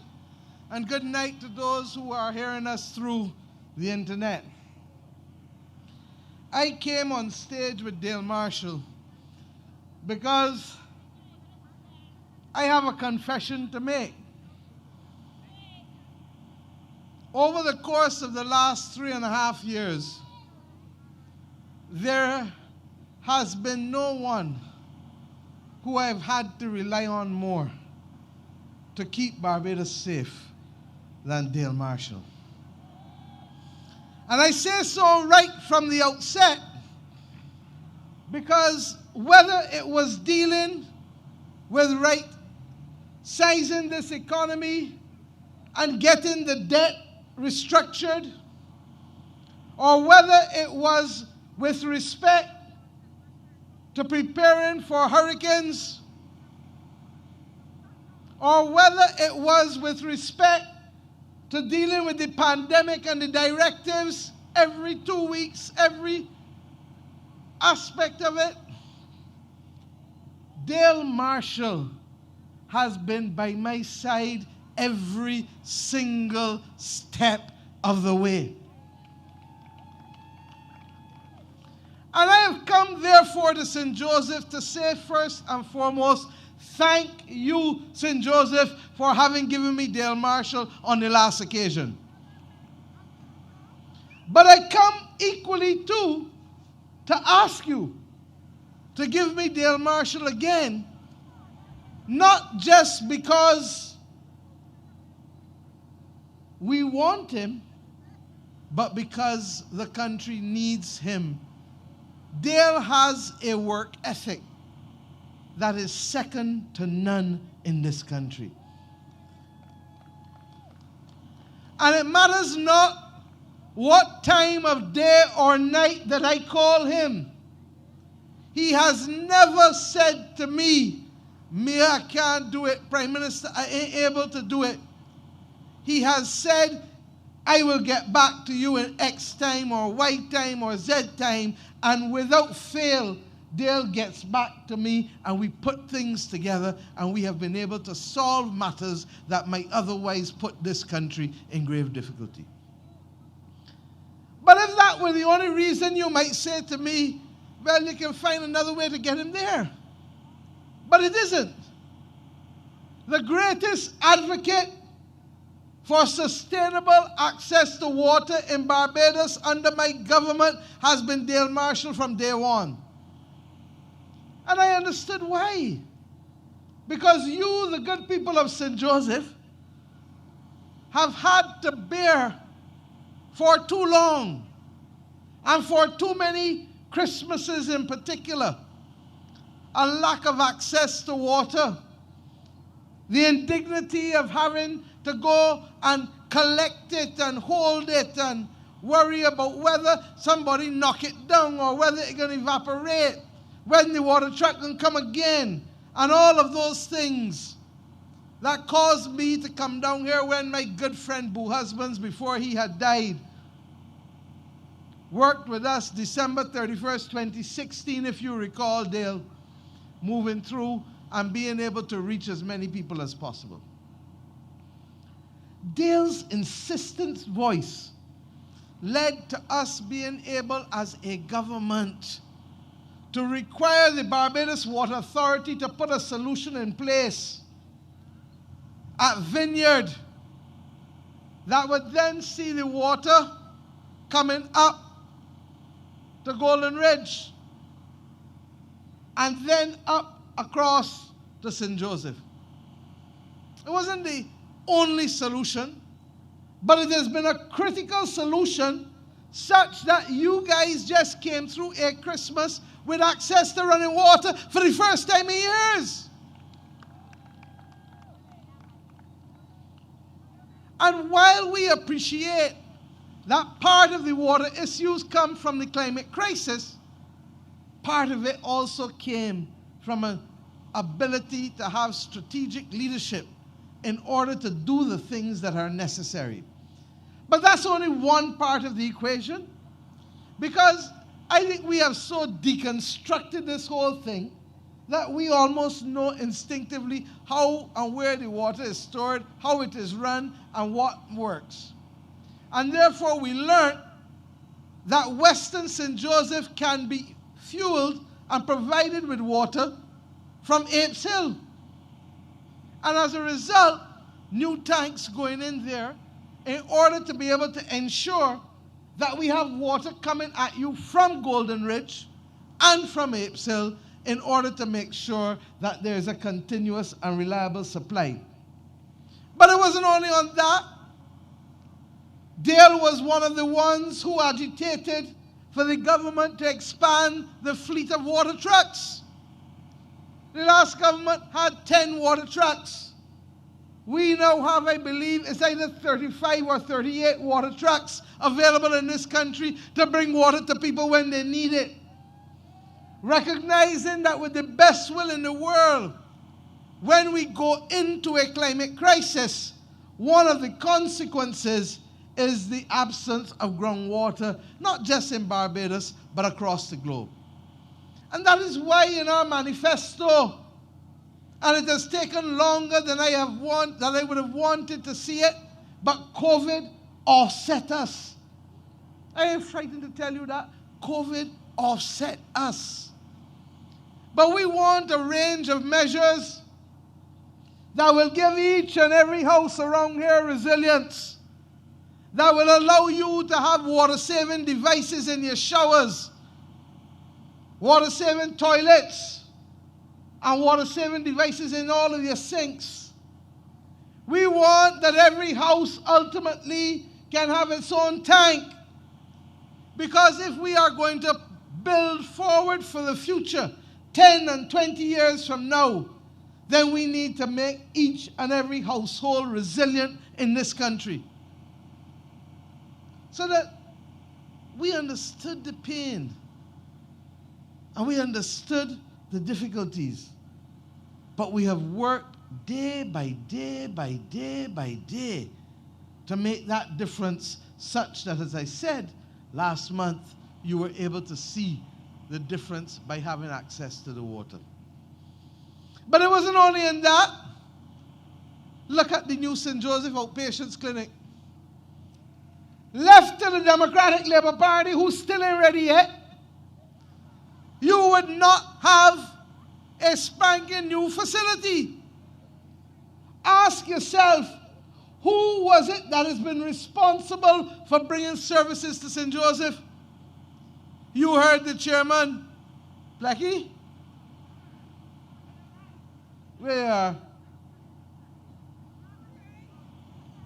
You spoke just now about Tamarind Hall, the Eric Holder complex. That is Dale Marshall's work. That it did not finish in time for him to open up was regrettable. But it does not change the fact that when it comes to services, Dale was responsible for it. And look at this, look at this, look at this. Not a piece of noise going down the hill. Not a piece of noise going down the hill.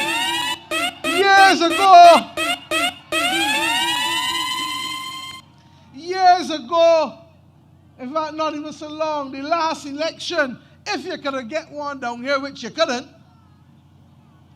you would have heard the noise going through, and I would have had to stop and pay respects and let the bus come through, come through, come through, come through, come through. Look, a whole bus gone through, and I ain't even had to say nothing. Not a piece of noise. And why? Because Barbados now has the largest fleet of electric buses anywhere in the Caribbean. In CARICOM. And we have done all of this while in an IMF program. And why do these things matter? You don't need to be reminded of them only one by one by one. But there were times when many of you as parents would worry and hold your heart in your hand because your child didn't get home from school yet until dark because the bus ain't coming regular. There were times when you would wonder if they would be safe. Dale would come to cabinet and reflect the concerns of his constituents, particularly with respect. Look at it going back up the hill, oh Lord.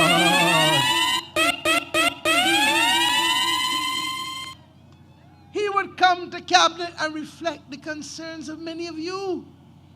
So that when we had to make a decision to spend the money to get the buses, it was the easiest decision we could make.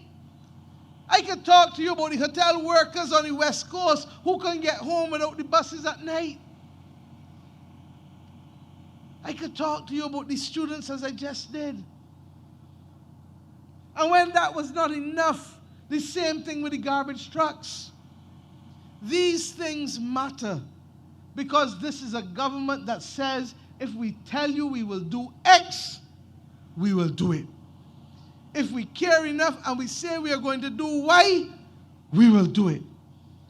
So that when Dale came to me and talked about the roads in this parish, as we address equally the roads across the Scotland district, we knew what our duty is.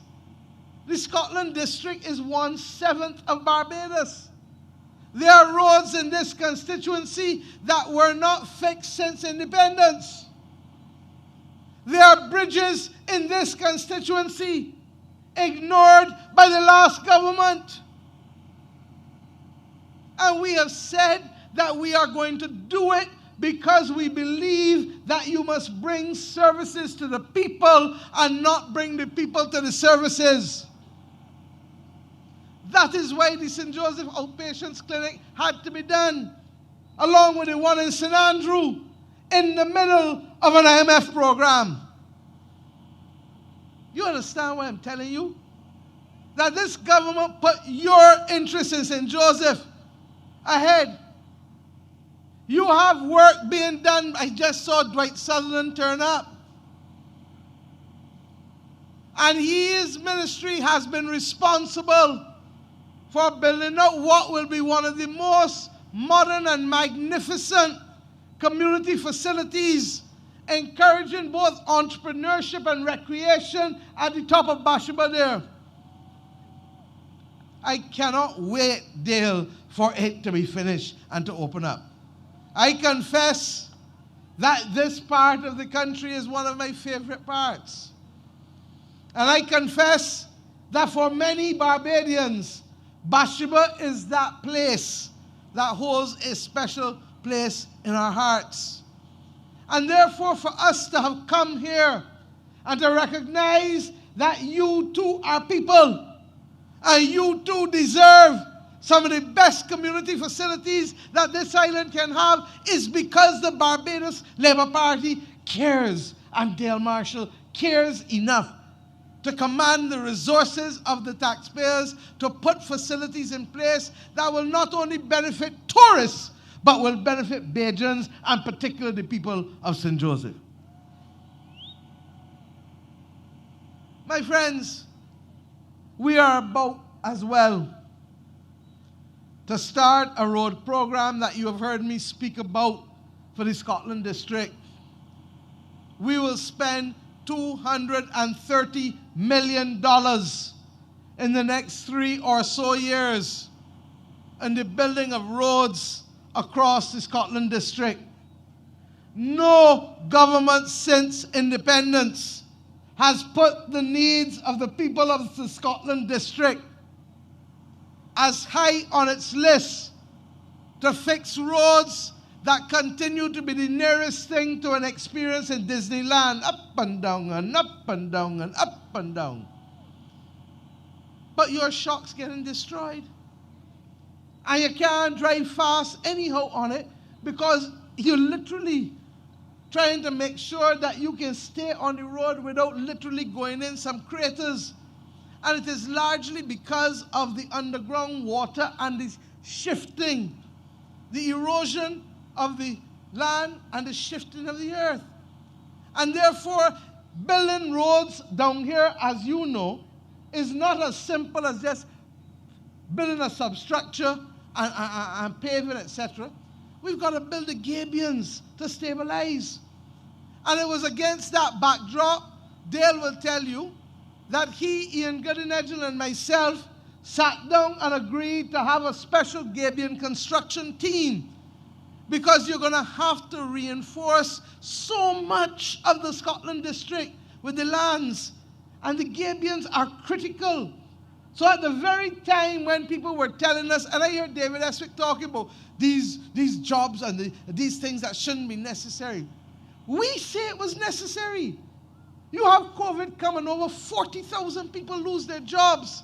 And you're going to tell me that the government of Barbados is going to stand up and let people suck salt and don't work in this country where we can help? That's why we put the elderly support program in place. That's why we put the primary school monitors in place. That's why we put the COVID monitoring unit in place. And that's why we also put the gabion construction team in place. Because it is our determination. Look at the work done by Santee Bradshaw at Grantley Adams School. Grantley Adams School was looking like a hot mess when we came in. And not only has she started to repair it, but she then made sure that murals were done to be able to elevate how people felt about themselves going into the schools. The house spots that Dale is bringing.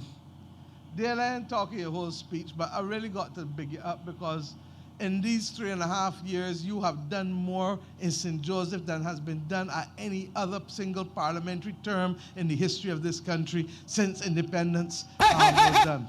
It's a fact. It is a fact. And you, the people of St. Joseph, should be proud. Because with your continued confidence in him, I know that you will continue to be the beneficiary with respect to all that is being done. And what have you had from others instead? People taking pot shots.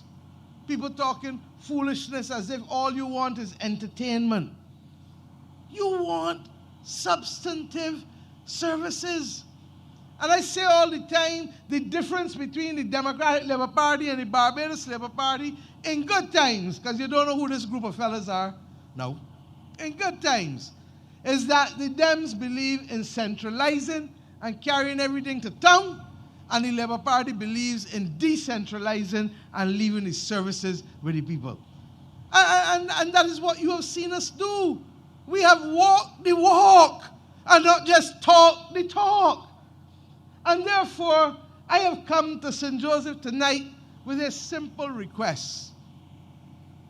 I, Mia Motley, have come with a simple request. I need Dale Marshall back on board in order to help us keep Barbados safe.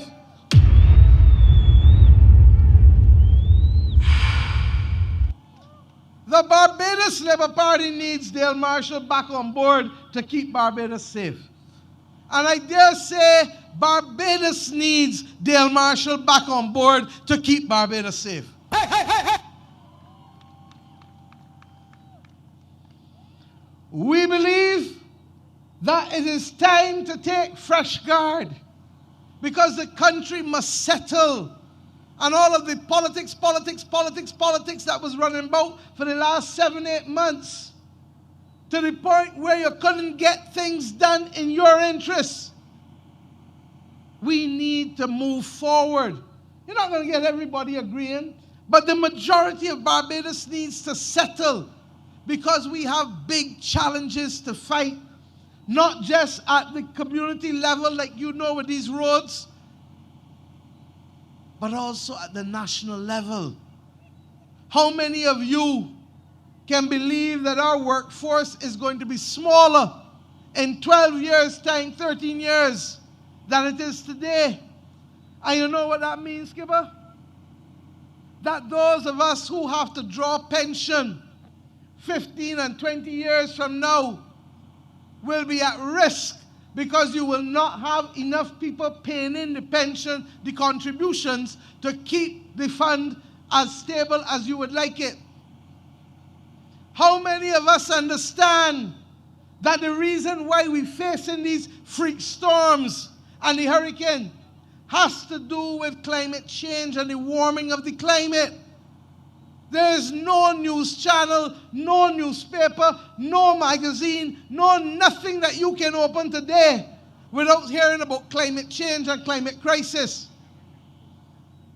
And if we don't start to adapt and to protect, to deal with the roofs, to stop people from building flat roofs, and to change back to the old gables and the hip roofs so that your roof can remain on. Look, those roofs are good. That one there behind there. That one there.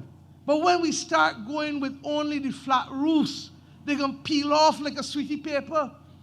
And the government has a program called Roofs to Reefs that is intended to transform this country in the next decade because we simply do not have any other choice. That is why we're going to open up a green investment bank, because many of you may have to also borrow at cheap prices in order to prepare yourself for the worst. And what you have instead is a bunch of people running about talking about who got this and who ain't do this and who like this and who ain't like that, rather than preparing you and protecting you for the future. I say, them men ready yet.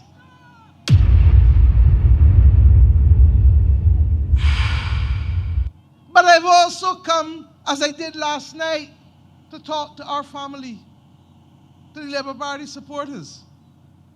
Not everybody can get help at the same time. And one of the things that is a consequence of coming early instead of running the full 5 years is that some of you may feel that I was to get something, or I wanted something, or I want to do something. I hear you, and we get it.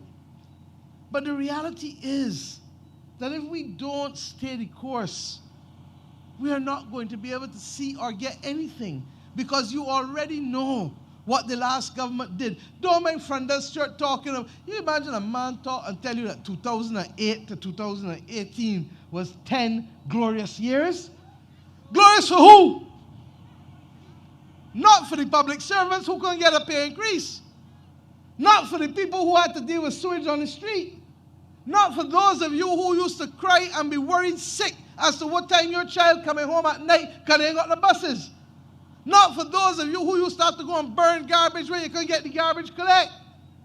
Not for you who couldn't get no water, nor no hope of water coming soon.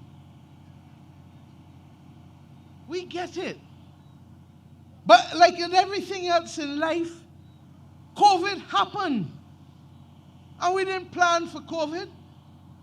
We have been a government more under COVID, 23 months, than without COVID, 19 months. Study ahead. And it therefore meant that anything you were doing was immediately put on slow motion because of the restrictions that were necessary with COVID. The entire world did not know how to deal with COVID. United States bungled. China bungled. All of us had to feel our way like how a person walking in the dark would have to feel, until we got more and more of the science that gave us some level of direction and what could help carry us out of these difficulties.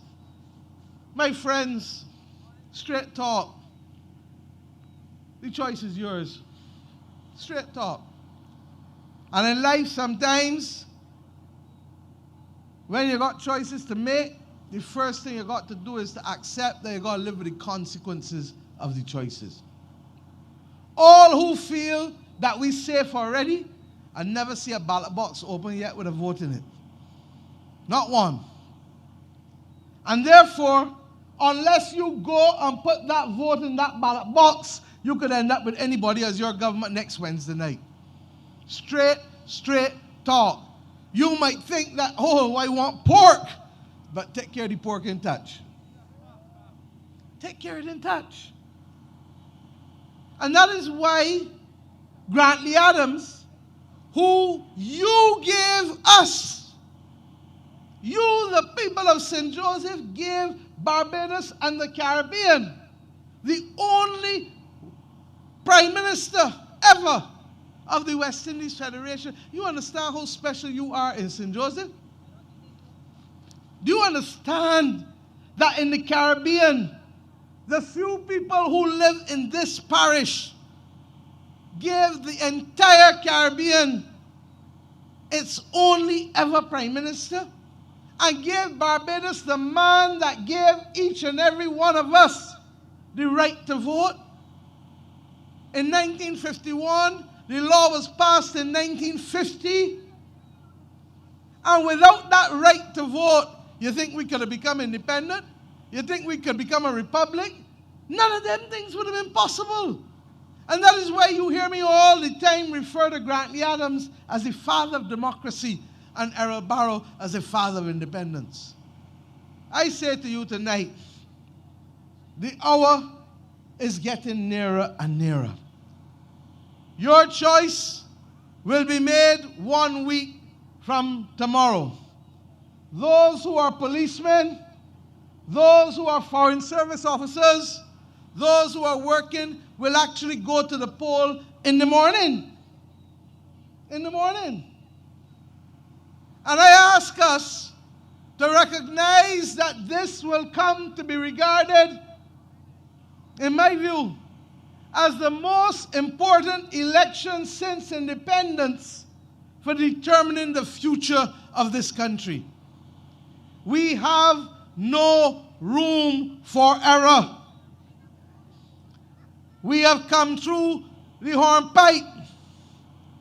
We as a government fixed what the Dems left us. But COVID has knocked down the entire world, not just Barbados. And if we are not careful, and if we play fast and loose, we will not be in a position to be able to keep this country safe. Whatever your decision shall be, we shall accept it. Because we, in the tradition of Grantley Herbert Adams, are children of democracy. We believe in the institution of democracy. But I ask you to recognize that you, like an artist, that you, like a sculptor, you have the ability to shape this nation's future.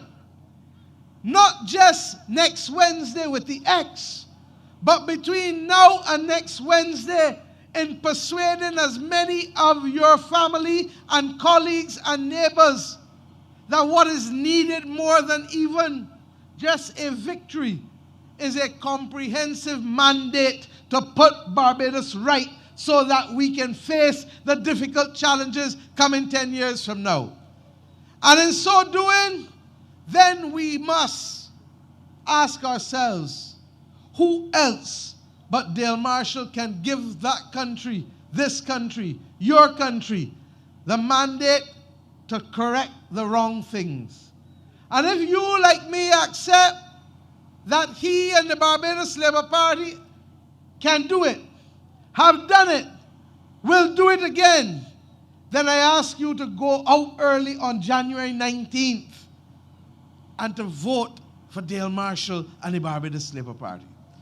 For those who tell me, Mia, we want you to lead and we want you to be the PM, the only way it can happen is by you giving Dale Marshall the vote next Wednesday, January 19th. And if you had any doubts again, don't. Because them rests ain't ready yet.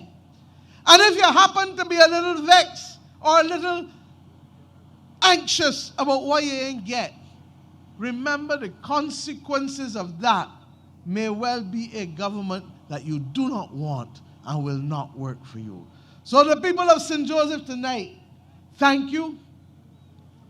But next Wednesday, let me and the rest of the world hear that the mandate necessary for Dale Marshall to continue as an anchor in this government has been given to him by you, the people of St. Joseph.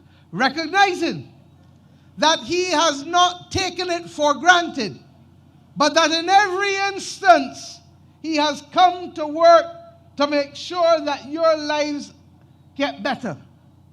And that I haven't even talked about the housing that he has coming.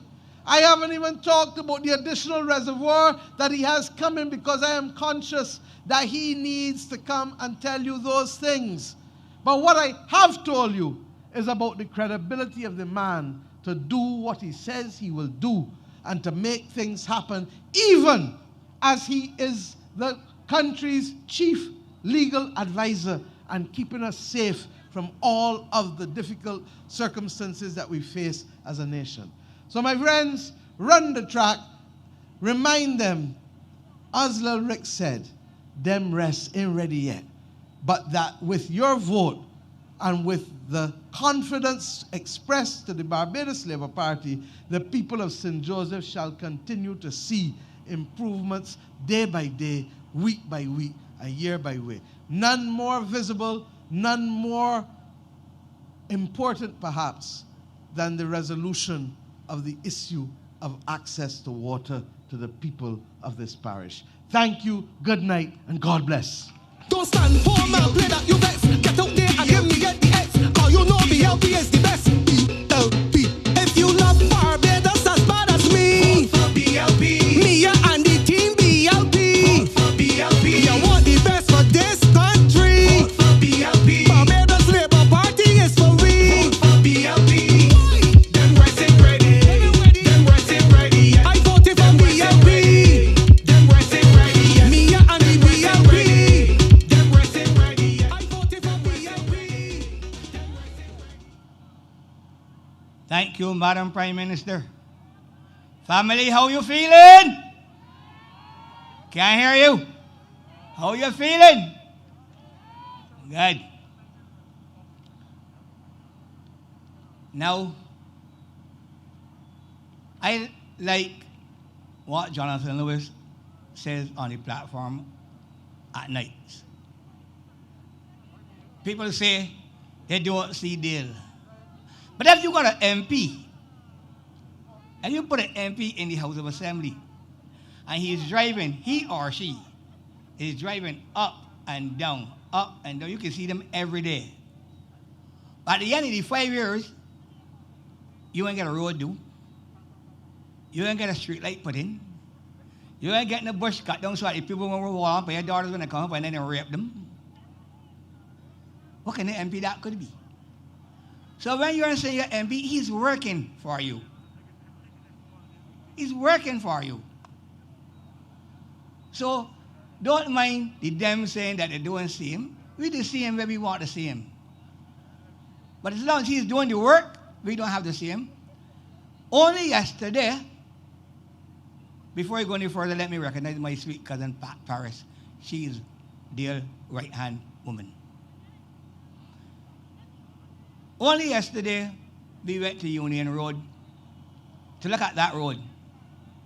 And there's a guy who keep telling me all the time, whenever I go over there, I want the road fixed. We went there yesterday and he told me, well, I know they can get fixed when I dead. Well, he ain't dead yet, but today I'm certain MTW was up and they were working on that road. About 2 years ago, the Lammings new road over there that would take you over to the Seventh-day Adventist Church. Jerry came to me and told me, well, he got some cars over there and he wanted them moved. So I went to the people and I told the people, well, they can got no the cars because then the road is to be fixed. And a gentleman stand up and said, the road fixed what, man? I ain't dead and go along, that road ain't going to get fixed. But he ain't dead yet, but the road fixed. And I thank God to see that he ain't dead yet, but the road fixed. So his mouth is closed. So when they start they don't do anything, we know that's a joke. But ladies and gentlemen, I know you come here to hear your Prime Minister. I know you come to hear your MP. Not to hear me, to hear your MP. Ladies and gentlemen, I want you to put your hands together and welcome the Attorney General, the MP for St. Joseph, Mr. Dale Marshall. We going with the BLP. We resting ready. Them and ready. Yeah, we going with the BLP. We resting ready. Them and ready. People smiling again, feeling proud again. 'Cause we rising. We rising. We shining again. Good things happening again. 'Cause we rising. I am so happy to be here. Let me wish you all a good night and a happy new year. It's not too late in January to wish you a happy new year.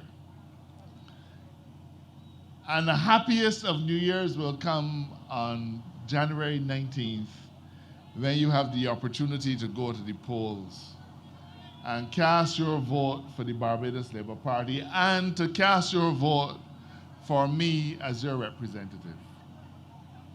The last 3.5 years have gone by so quickly. I remember the first day on the job.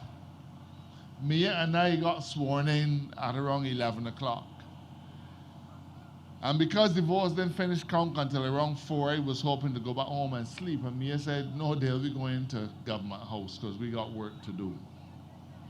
And we have been going flat out from then until now. From then until now.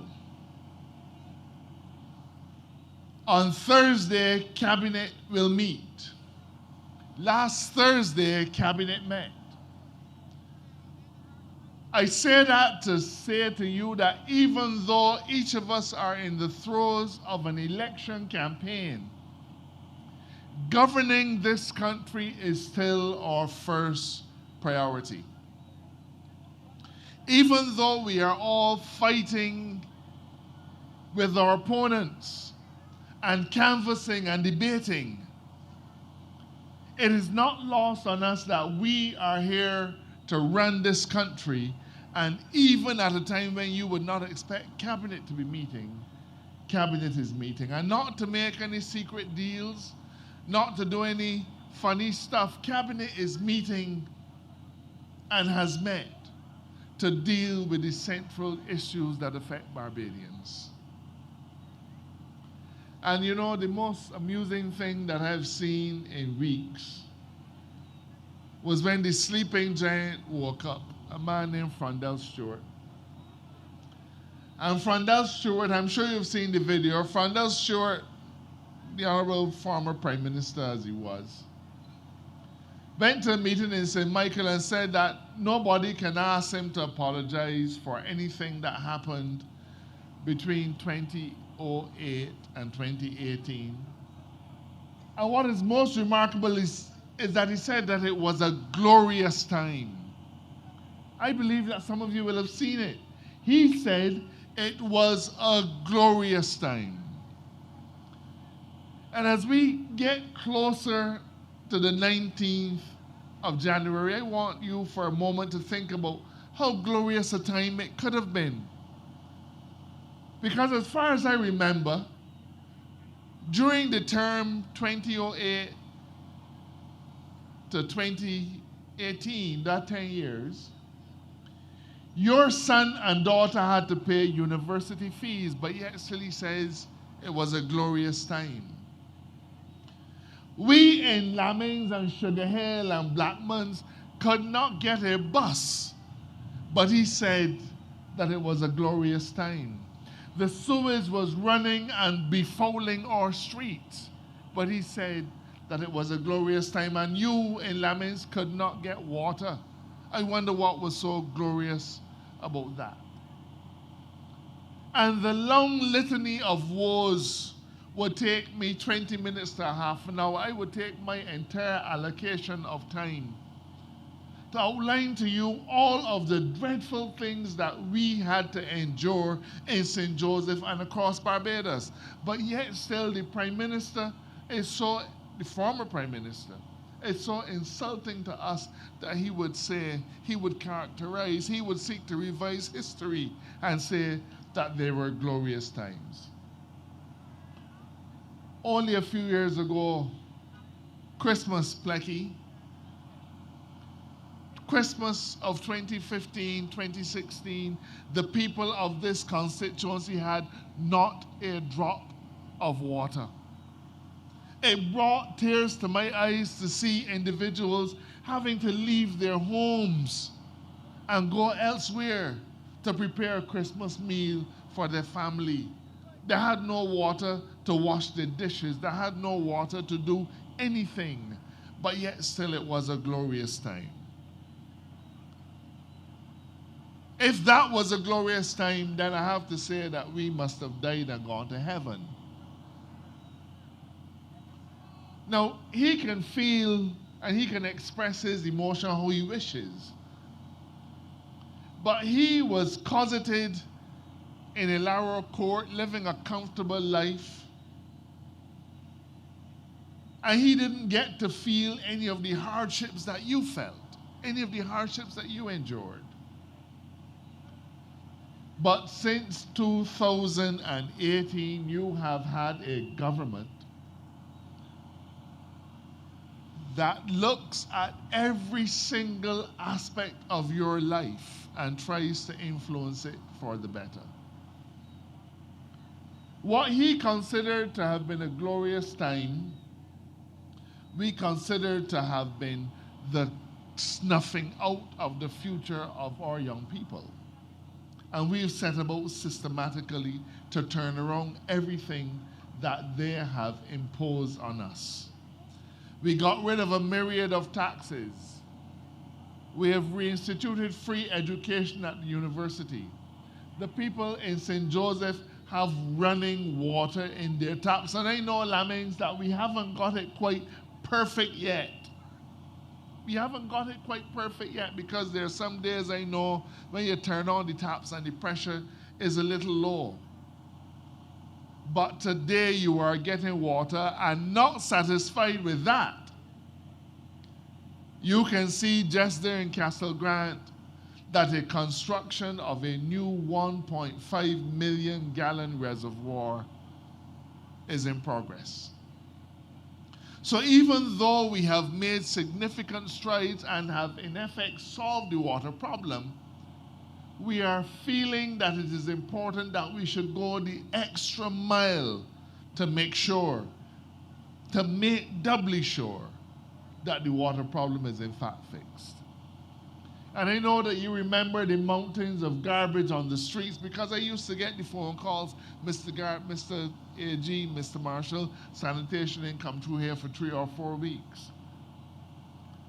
we had to put skips in Lammings to collect garbage.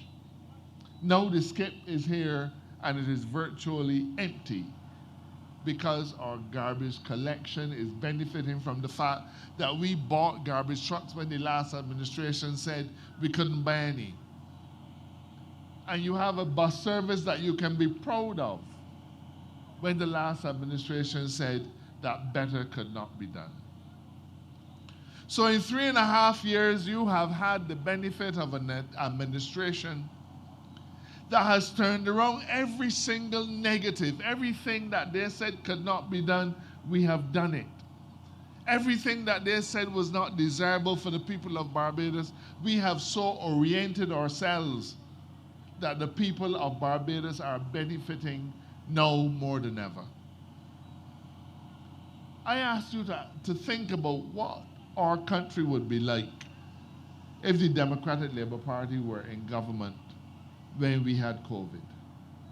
And you've heard that said many times, and I'm not offering a new idea, but I'm simply asking you to reflect on what the last administration was likely to offer us if they were beset with COVID, because when they had economic difficulties, their solution was to send home people. Our solution was to hire people. And there are people in the constituency of St. Joseph, and there are people in Lammings and Sugar Hill and Paris Hill and Andrews Tenantry and surrounding areas. Instead of struggling, the government has said, we are going to give you a job so that you can keep your household in order, so that you can keep the head of your family above water. The last administration was in the habit of sending home. We have determined that it is important to hire, to maintain jobs, to keep Barbados working and to keep Barbadians working. The Prime Minister said that 40,000 people lost their jobs as a result of COVID, and we couldn't rehire 40,000. But we have invested money in the hotel sector. We have given the private sector opportunities to do better so that they can rehire Barbadians. There's a big difference between a government that cares about its people and a former government that cared only about themselves. I am proud today, tonight, to be able to say to the people of this constituency that for the first time in over 10 years, St. Joseph is finally getting the attention that it deserved. I begged ministers of housing and the Democratic Labour Party to help us with our housing issues. I begged ministers of public works under the last administration to help us with our road and our infrastructure. But they operated from a selfish modality which said only if the seat was held by a Democratic Labour Party representative would they spend taxpayers' dollars, as if your taxpayers' dollars from St. Joseph had dirt on it. We've turned that around. And I am so proud that the people of this constituency are benefiting in serious ways from serious investment by the government. If you go down Coconut Grove, if you go down Fruitful Hill, if you go down Lower Parks, Ridge Road, the Crescent, even in recent times, Union Road, Lane Bridge. And yes, there are still things to be done. It broke my heart today to see the reference to Airy Hill Bottom in the paper. It broke my heart. But it is not because we do not care. Airy Hill Bottom is the next in line when the Gabion workers leave Coconut Grove. The fact of the matter is that no matter how much we like it, or no matter how much we hate it, government must proceed in an orderly fashion. We can't do everything for everyone at the same time. This constituency has 24,000 people living in it, and of that, about 7,800 our voters. And everybody wants the attention of the government. And everybody is going to get the attention of the government. But an election has been called early, and therefore there are things that are programmed to happen a little later, but they haven't happened yet. But the fact that it has not yet happened does not mean that it was not going to be attended to. Because from the time we came back to government, I had meetings with the Ministry of Public Works, and you would not know that they've already received the permission of the plantation to widen that junction, widen that corner. But the fact is that there's significant gabion works happening in Coconut Grove, millions of dollars likely in gabion works happening in Coconut Grove. And what is required in Erie Hill Bottom requires the work and the gabions of that same crew. And the Ministry of Public Works has said as soon as they're finished with Coconut Grove, they're going to come to Erie Hill Bottom. Now I want you to accept that as a solemn promise from me. Accept it as a solemn promise from me, because all of the things that the Barbados Labour Party has promised this constituency, it is in the process of delivering. We promised you that we would solve the water problem, and we have effectively done so. We promised you we would solve the garbage problem, and that has been attended to. The transport problem, that has been attended to. The clinic at Horsell that the Democratic Labour Party had decided would be closed. Me and Jeffrey Bostic did a tour of that facility, and we said, no, can't happen. And now the people of St. Joseph have what is a brand new clinic at their disposal. And a clinic that, while it opens only 3 days a week now, it is intended that our clinic will open 5 days a week to provide the full range of medical services that are available in other clinics. But our only challenge is COVID. Our only challenge is COVID.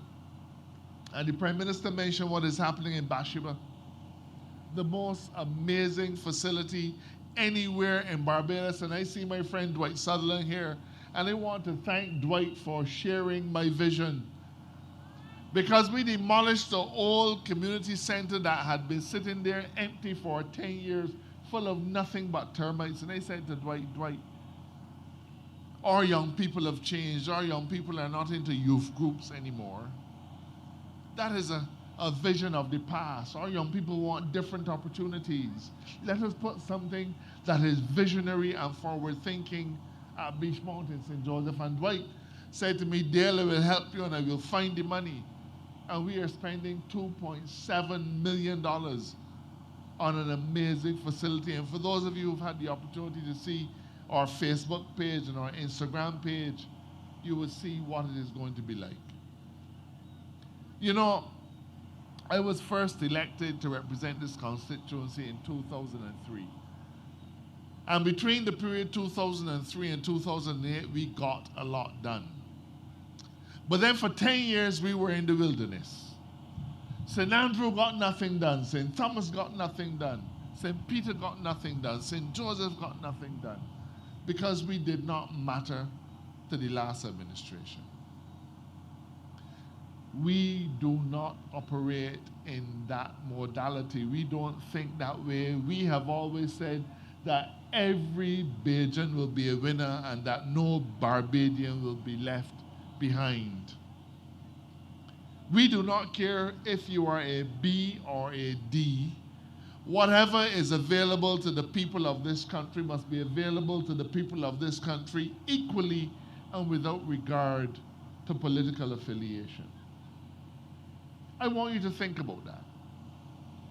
Because the people of Barbados have benefited tremendously from an administration that did not ask the question who you voted for when we were giving out hampers. We did not ask the question whether you supported us or not. We felt that in the midst of COVID, every single Barbadian household had to benefit from the helping hand of the government, and every Barbadian household had the opportunity to receive a hamper. Some didn't need it. And I'm so happy that many of you would have decided, I don't need it, I'm going to share it with somebody who needs it more. Because that is how we see things. That is how we treat people. Every opportunity that is found to benefit our people has been found in the last 3.5 years in the midst of a COVID pandemic. Hasn't been easy. We have worked night and day. I jokingly say that when we won the government in 2018, I had a lot more black hair. The Prime Minister's hair was jet black. And now you are seeing some people who in 3.5 years have gone almost totally gray, not because it's any fashion item, but because we have worked 24 hours a day, hard, dealing with the issues of government. And this constituency is perhaps one of the hardest to deal with because it is made up of a lot of villages. I always tell people, when we do something in Lammings, the people in Clearberry don't know about it. The people in Hackleton's Cliff don't have an idea. Fisher Pond don't even know. And then, of course, there's Cane Garden in St. Andrew, and other parts of St. Thomas, parts of St. George, parts of St. John. But we've not let our geography limit our vision. Every single part of this constituency has been touched. But the last administration that felt that St. Joseph was to be relegated to the back of the line want now to come to you and say, it is about you.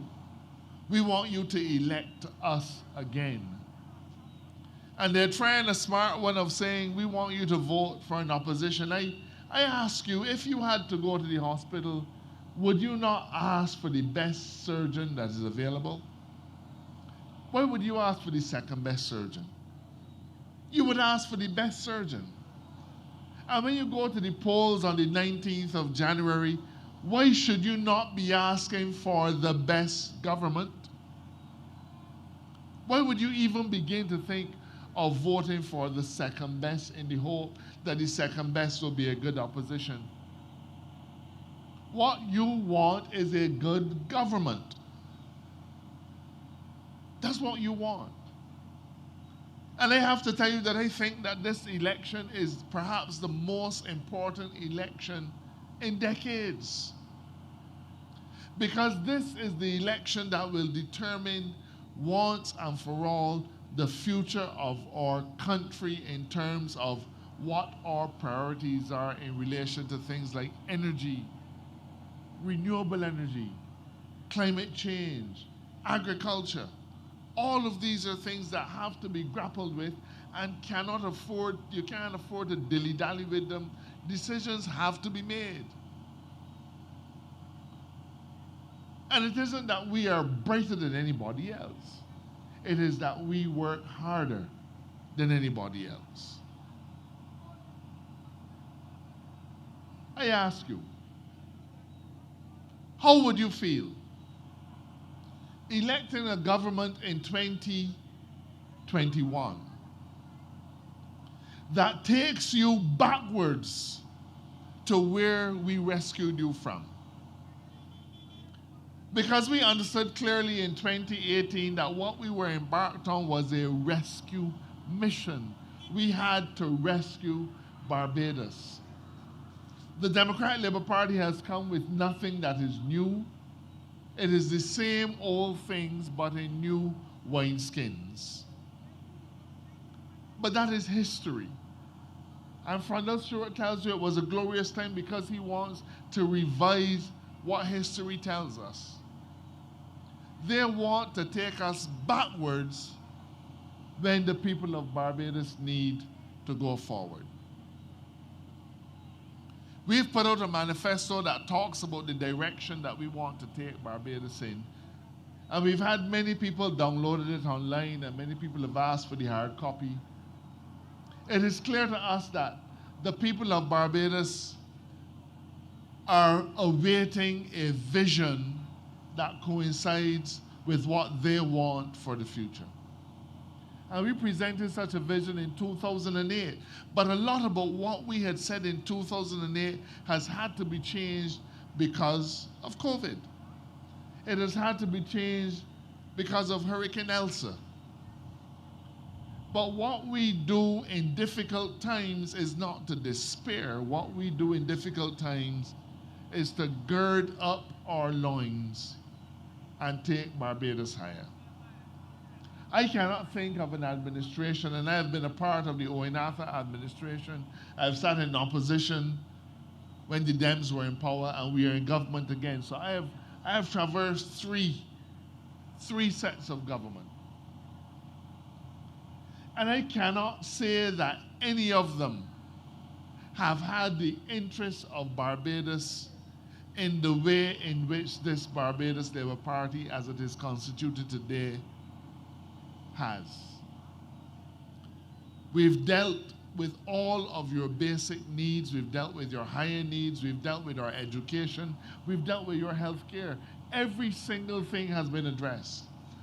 And at a time when we lost $600 million in revenue last year. The other people want to take you backwards, while the Barbados Labour Party wants to lift you up and take you forward. What does it mean for Lammings? There are a lot of young people here who are seeking economic opportunities.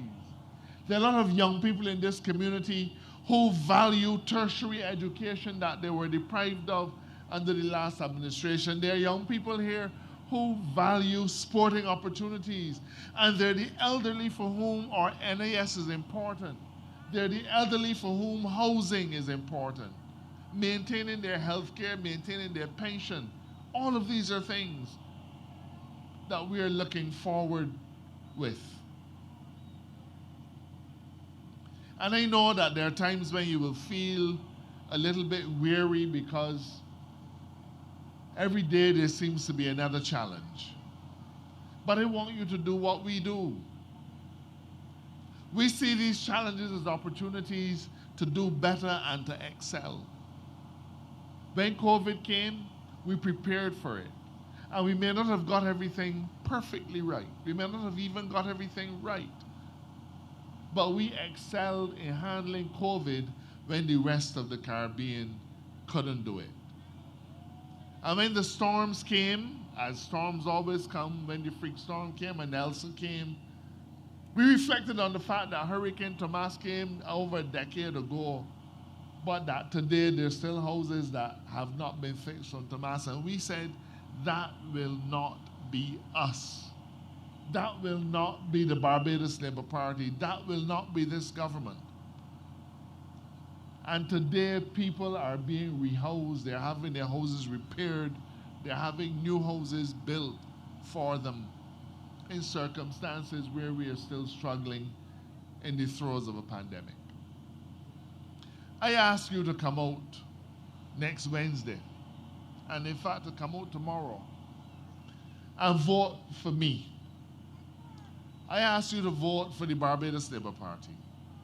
I ask you to vote for the leadership of Mia Motley, somebody who is recognized internationally as being perhaps the finest leader to have emerged from the Caribbean. I ask you not to be wooed, by the sweet talk of the other political parties, because they don't understand what governance is about. They're promising to remove land tax, promising to remove all kinds of taxes without even understanding what the impact of those things would be. Don't be wooed by it. We have 3.5 years of solid experience working night and day to benefit the people of this country. I hope that you will find that what we have done is worthy. I hope that you will find that the projects that we've embarked on, not just in St. Joseph, but all across Barbados, are the kinds of things that you want to identify with as a Barbadian living in the 21st century. I hope that you will feel comfortable on election day placing your X not just next to my name, but keeping always in your mind that you're not just voting for Dale Marshall, but that you're voting for the future of your country and how we are run as a modern Caribbean state. There are a lot of difficult decisions to be made. And I want to tell you that there's nobody else who is capable of making those decisions. We don't make them recklessly. We don't make them without studying the issues. We make them always, always with the people and the future of Barbados in mind. I thank you for coming out to Lammings. My friend Sutherland is going to come next to speak with you. I want you to give him your ear. And if by chance you've come with him from St. George South, I want you to give him your support in that constituency. And any visitors who are here, and for those of you who are listening to us, I want you to vote for the Barbados Labour Party because we are safer with the Barbados Labour Party. When we said 3.5 years ago, give us the vote and watch us, you've watched us. And you've seen what we're capable of doing even in the roughest of seas. Give us that vote again. Good night and God bless you. We go with the BLP. We're racing ready. Them and ready. Yeah, we go with the BLP. We're racing ready. Them and ready. People smiling again, feeling proud again. 'Cause we rising. We rising. We shining again. Good things happening again. 'Cause we rising. So we must stand together, side by side with each other, on the right path where we want to be, for the sake of this sweet country. 'Cause we safe with the BLP, and we are more. Ladies and gentlemen, that is your representative, Mr. Dale Marshall. Giving another round of applause, please. Could you imagine we in COVID under a Democratic Labour Party? You know, Fucky would be a millionaire today. Fucky would be a millionaire because all of you would be dead. Maybe he too.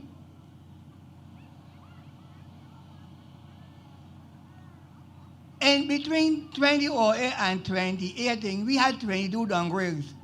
And from the show, said, well, that's nothing. COVID hit the world. Hit the world like a time bomb. People dead all over the place. And if we was under the Democratic Labour Party, I'm sure I wouldn't be here tonight start talking to you. But then again, we wouldn't got any elections because then everybody be gone. Anyhow, ladies and gentlemen, it's getting late and we want to move on smartly. So I want to bring to you a very dynamic speaker. He's the candidate for St. George South and the minister responsible for youth and sports. Ladies and gentlemen, put your hands together and welcome Mr. Sutherland. We voted for me, I won't leave.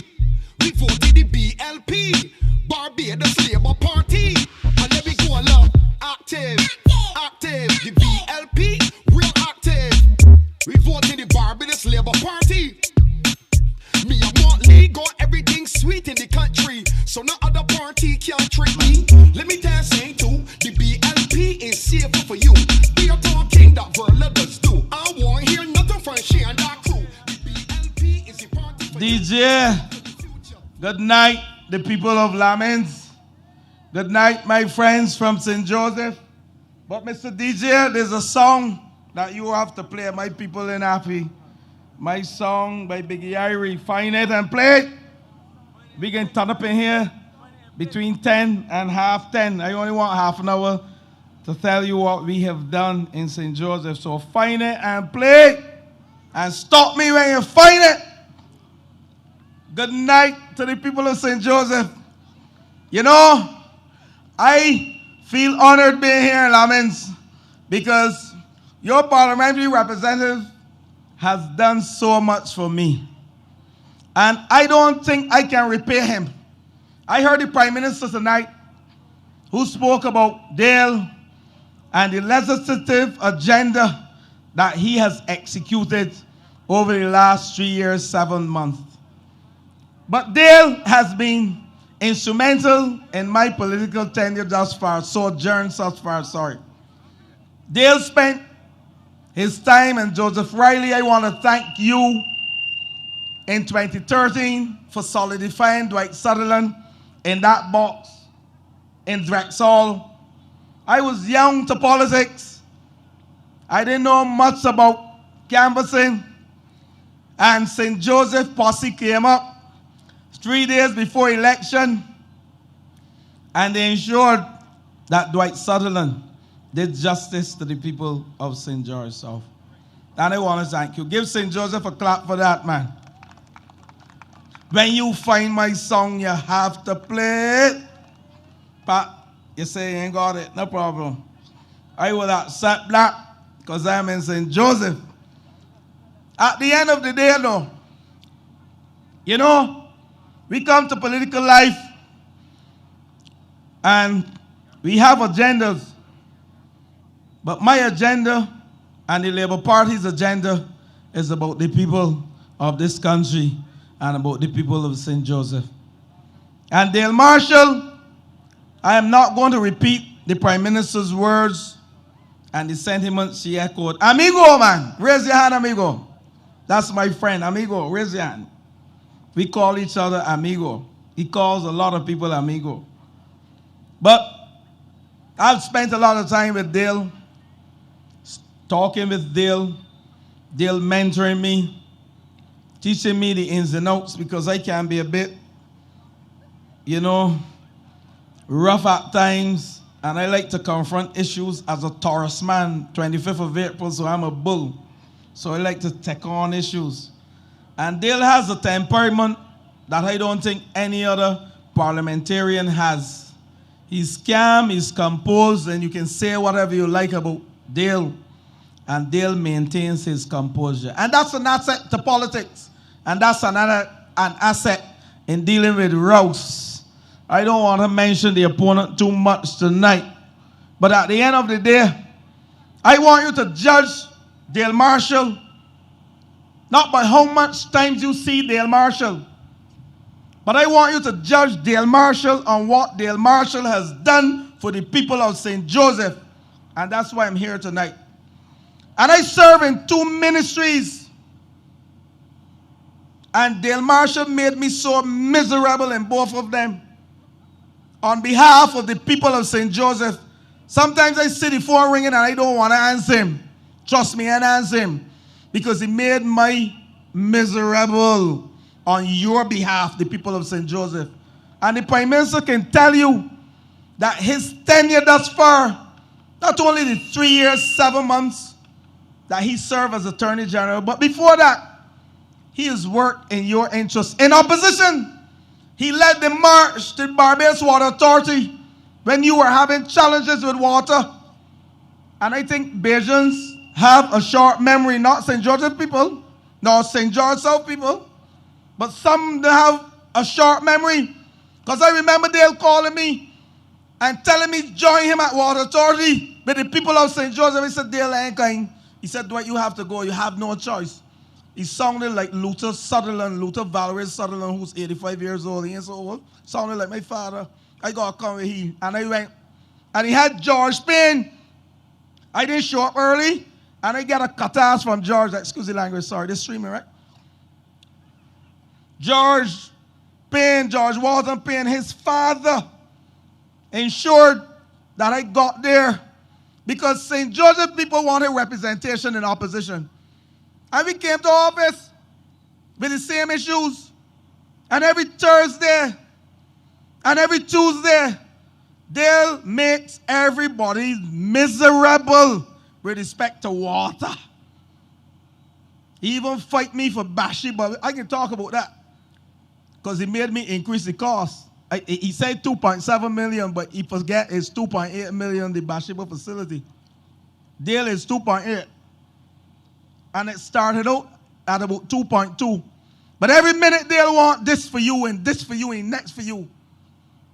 And I stand here tonight to say to the people, don't judge Dale on how much times you see him pass through Lammings.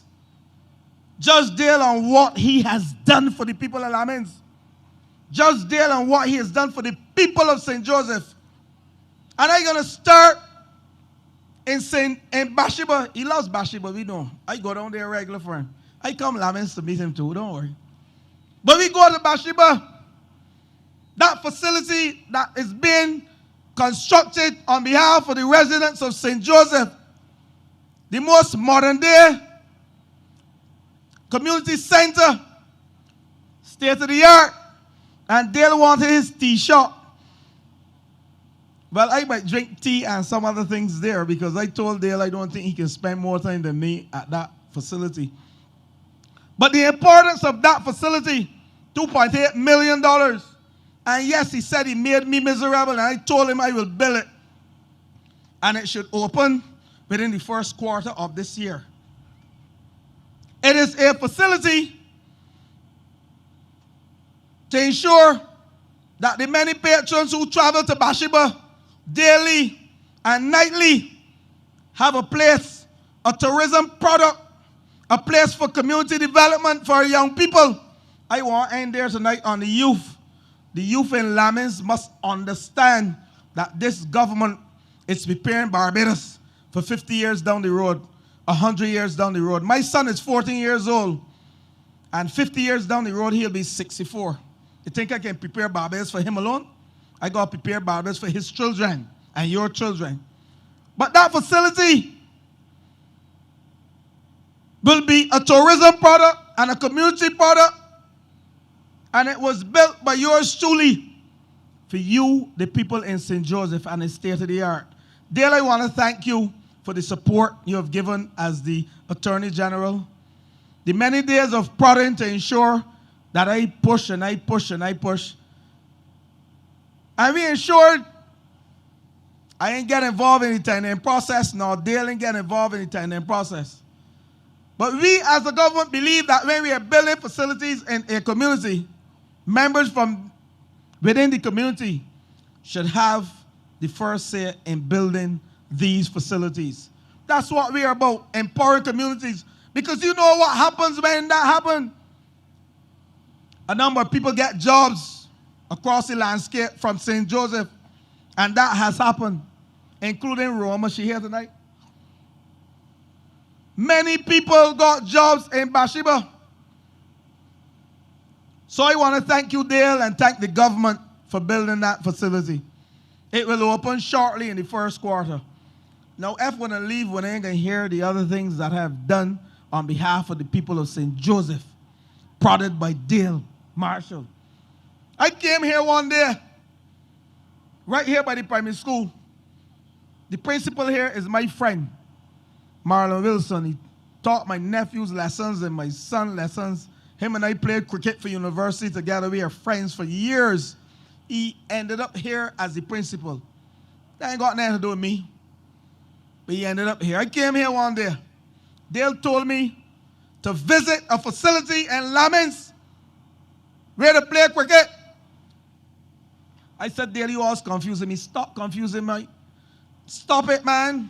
He said, do it, you have to. I visited the facility, and Dale held his head down. You know how he's behaved? He hold his head down, and he put his hand on his head, and he walked away. I ordered the closure of that facility forthwith, because that's in a place to put citizens. And as Minister of Sports, we have created a drawing. We have, Dale, where are you going? Bring some for me. Bring some for me, Dale. Anything. Water, anything. We have prepared a drawing to rebuild the Lammings Sporting Facility. I've asked Dale to find some names to put on it. It is closed now, and it ain't reopening until we build the facility. And the good news to the people of Bathsheba and Lammings, this facility will be constructed this year under the Barbarus Labour Party. I want to say to you, development is coming to St. Joseph. But I ain't stopped there. You know, we're opening the Glebe Resource, not the Glebe Resource Center. I love resource centers. I can get there shortly. We're opening the Glebe Sporting Complex on Saturday. Now, Dale, St. Joseph and St. George South, St. George North, sorry, they have something in common. The last administration, between 2008 and 2018, and 2017 actually, when they lost the government at Prout in St. Thomas, which is part of St. Joseph, and St. George Parish Church, which is part of St. George North. We, as a Labour Party, prior to 2008, started 2 sporting facilities, one in Prout and one in St. George North. The Dems came to power in 2008, and they abandoned the works at both facilities. Yes. When you go to Prout, you can, on Prout pasture, not a big pasture, but it's enough to encourage the young people to engage in any sporting discipline. And I will speak to that shortly as well. They abandoned the facility at Prout, and they abandoned the facility at St. George Church, George Park facility. We came to office. The 2 phone calls that I got when I became Minister of Sport in 2020 was from Glenn Clark and Dale Marshall. And they were asking me the same thing. One said to me, he want the facility finished at George Park. And the next one said, he wants the facility finished at Prout. And as I stand here tonight, on Saturday, I don't remember the date, but Saturday, 4 days from today or whatever, we will be opening the George Braffett and the St. Clair Hall Sporting Complex at George Park. As I speak to you tonight, plans are in place, so Tony Moore will be happy. And as I speak to you tonight, plans are in place to begin work at Prout facility on behalf of Dale Marshall and you, the people of St. Joseph, not St. George. I love my people, so you know I can defer to St. George.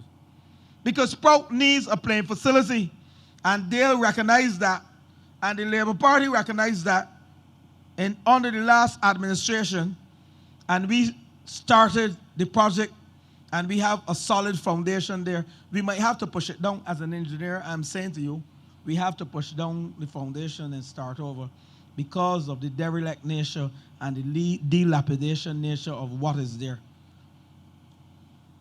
But we ain't stopped there.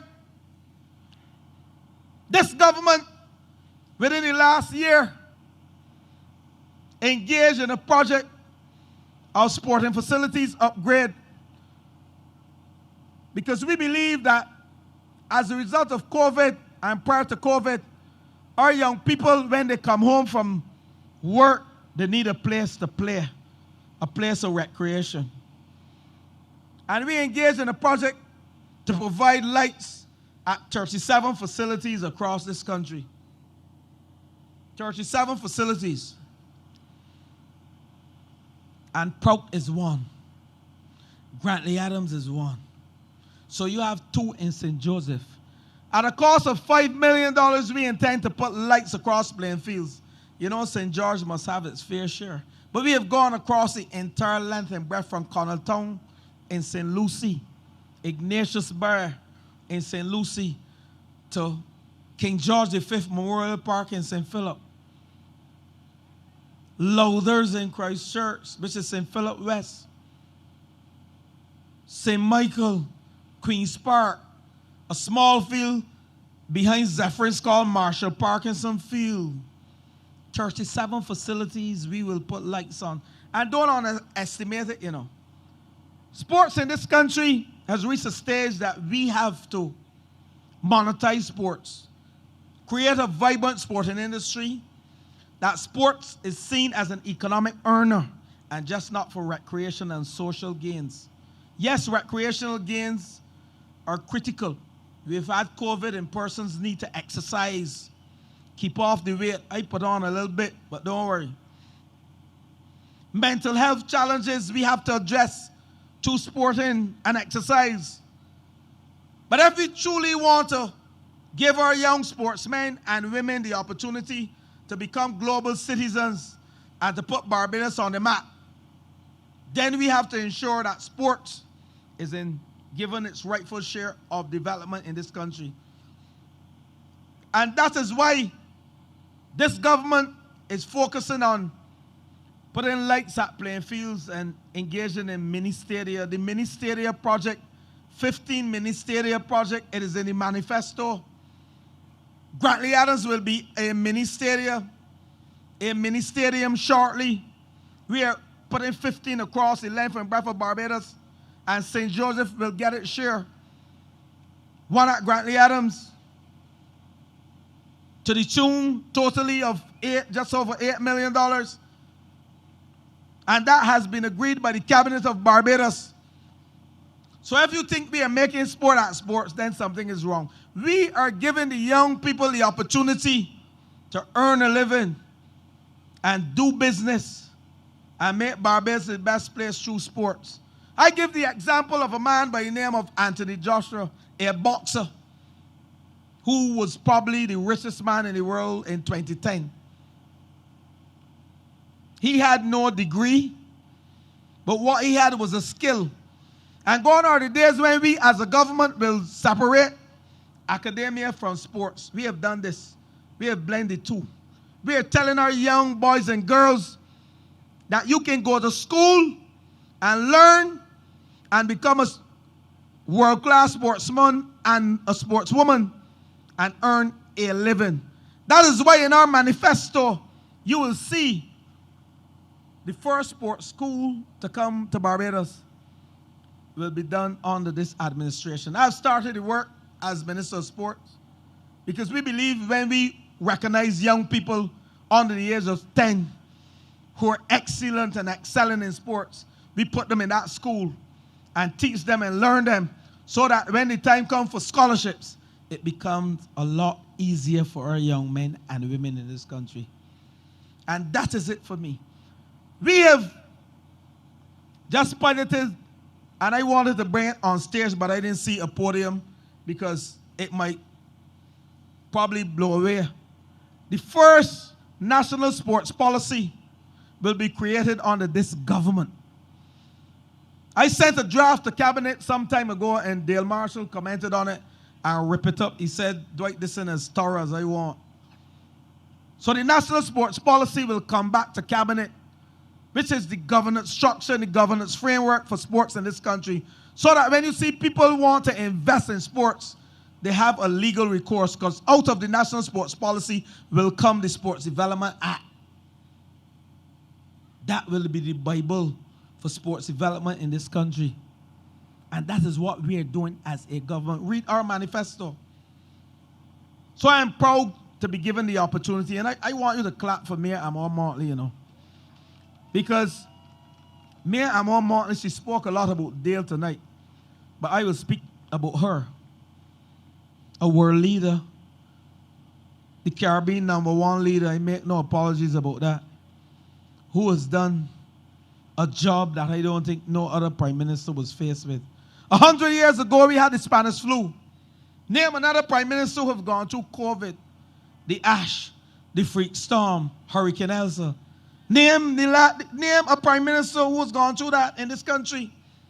And we are still standing. We are still developing this country and providing opportunities for each and every one of you in this country.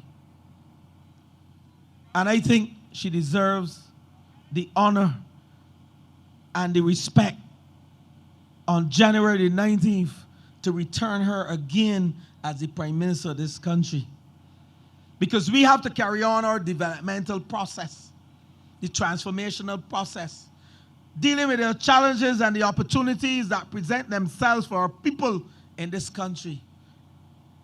It is critical that we don't make any sport about the vote on January the 19th. I keep hearing people talking about voting for an opposition. You know, in 2008, we did the same thing, you know. We voted for an opposition. But remember, this country was doing well under Oinatha, but we voted for a change.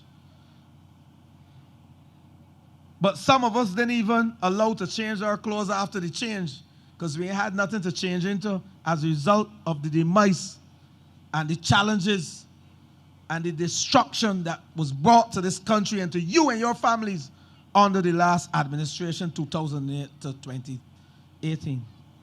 Somebody keep me abreast of the time, please. 10:30.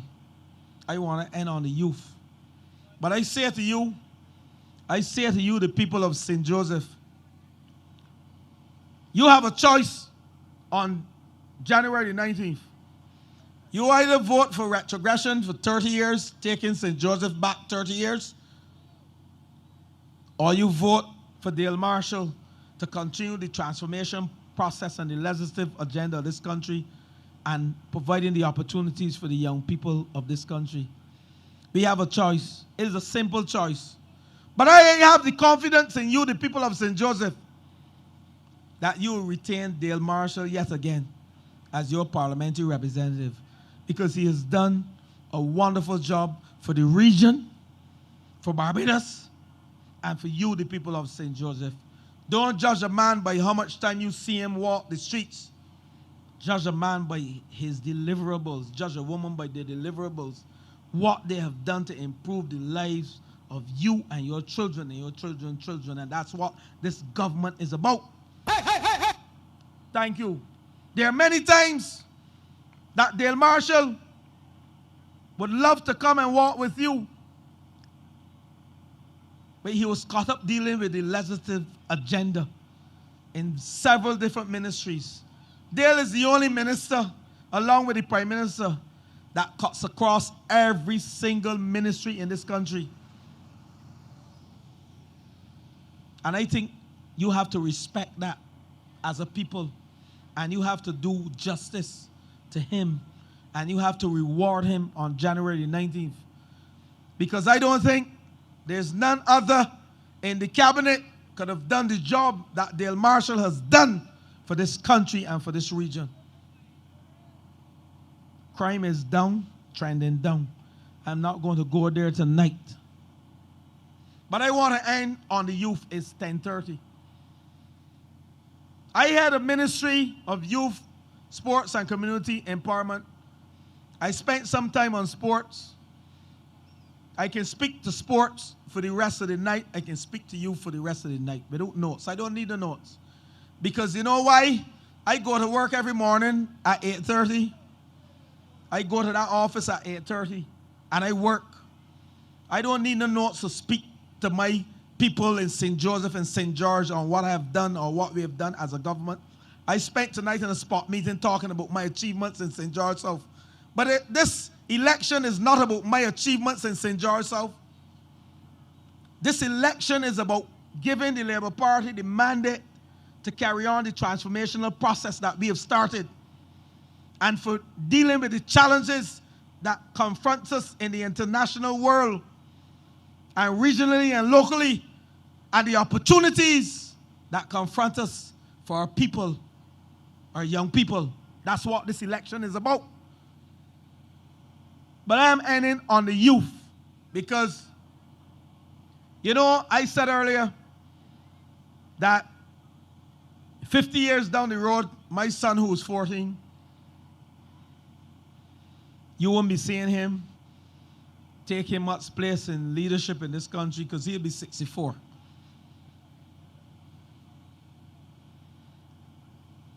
And those of you who have children that are 20 years and 30 years have to understand that we are positioning this country, the transformational process has to be one that is positioning Barbados for 100 years and more down the road. Our manifesto speaks to youth development.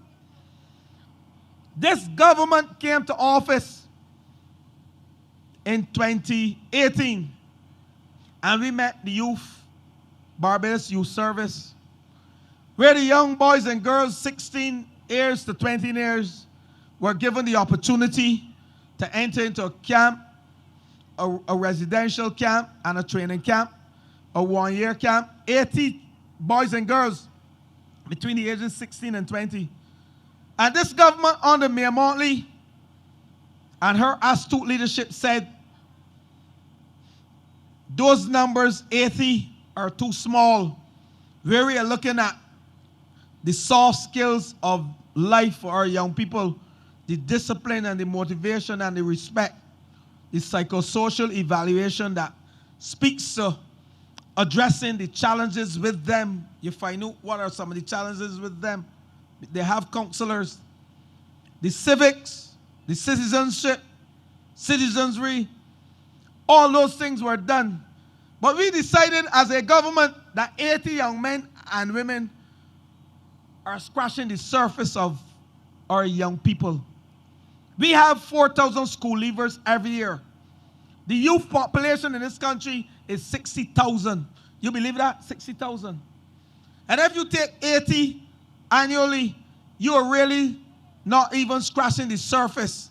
So we decided we are going to invest and start the Barbarus Youth Advanced Corps, where we are training every cohort of 300 young men and women every year in the same analysis. But what we are doing is putting them in a residential camp for 12 weeks, 3 months, to deal with the softer skills. And then we are taking them and enrolling them in Barbarus Samuel Jackman Prescott Institution, Barbarus Community College, BIMAC, the Sojourner Al Greens to deal with agriculture.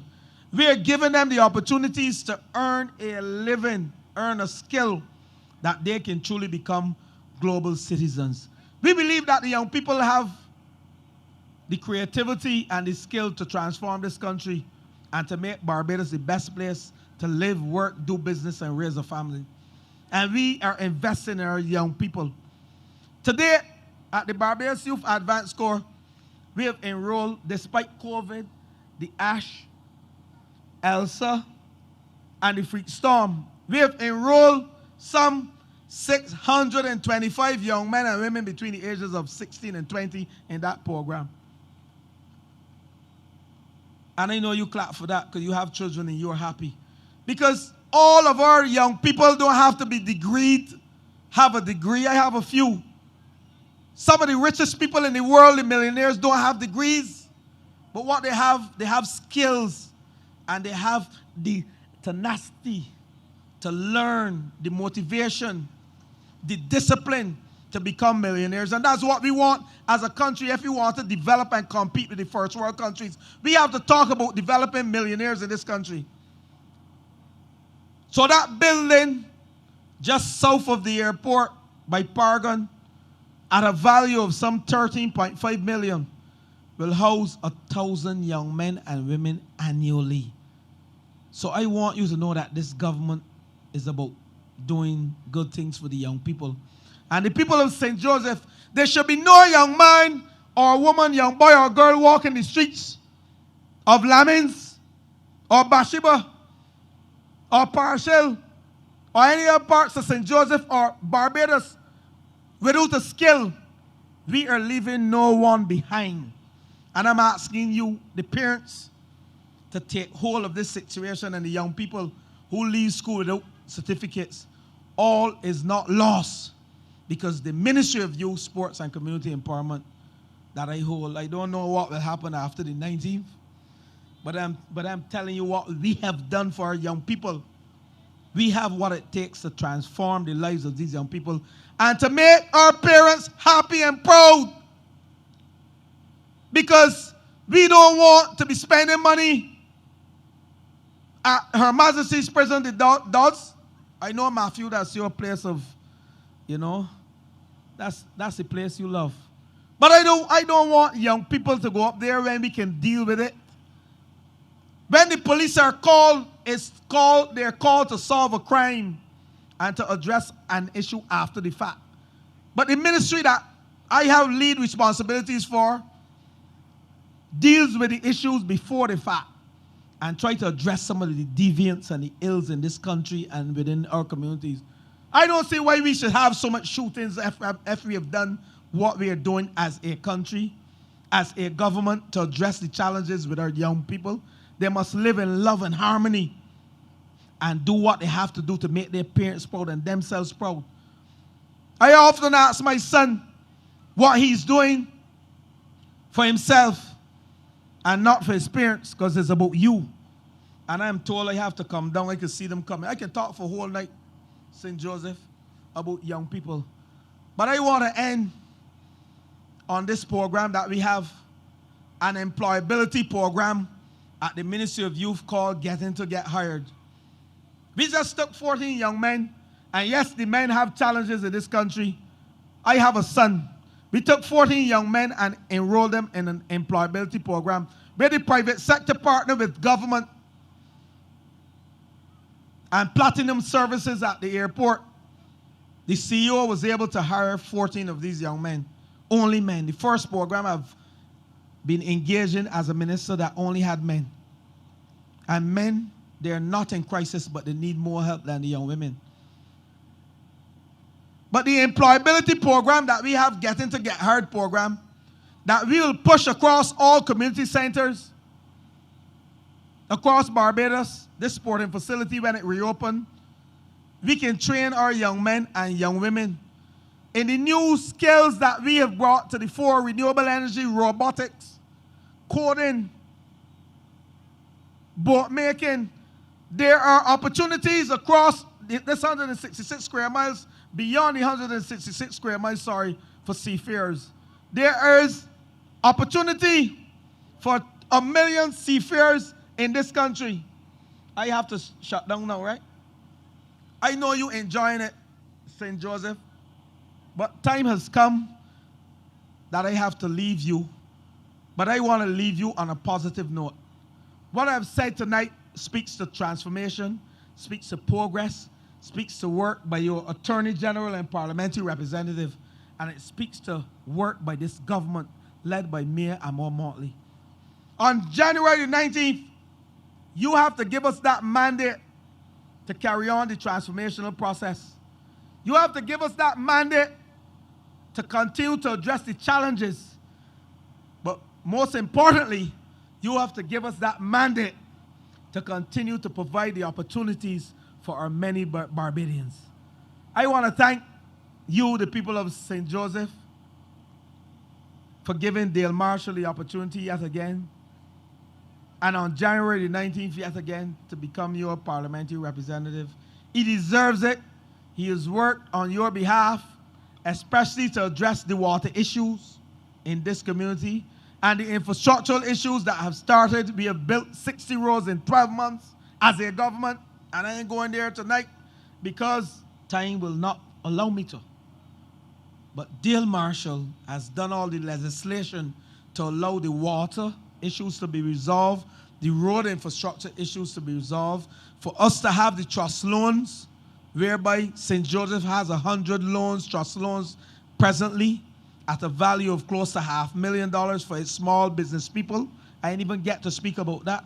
He has done the legislation to allow me to build the Spanish Resource Center in Bathsheba, and he's doing the legislation to allow me to build the sporting facility and to install the lights, build the sporting facility here at Lammings and install the lights at Bathsheba and address the issues at Prout that we have to address. So God bless you, and I thank you. And on January the 19th, be safe, leave the house. We will provide the transportation for you to vote, and you go and you vote for my friend, amigo, Dale Marshall. I thank you. Don't stand for my play that you vex. Get out there and give me get the X. Cause you know BLP is the best. BLP. If you love Barbados as bad as me, vote for BLP. Me and the team BLP. Vote for BLP. You want the best for this country. Vote for BLP. Barbados Labour Party is for we. Vote for BLP. Them boys ain't ready. Them boys ain't ready. I voted for BLP. Them boys ain't ready. Me and the BLP. Them boys ain't ready. I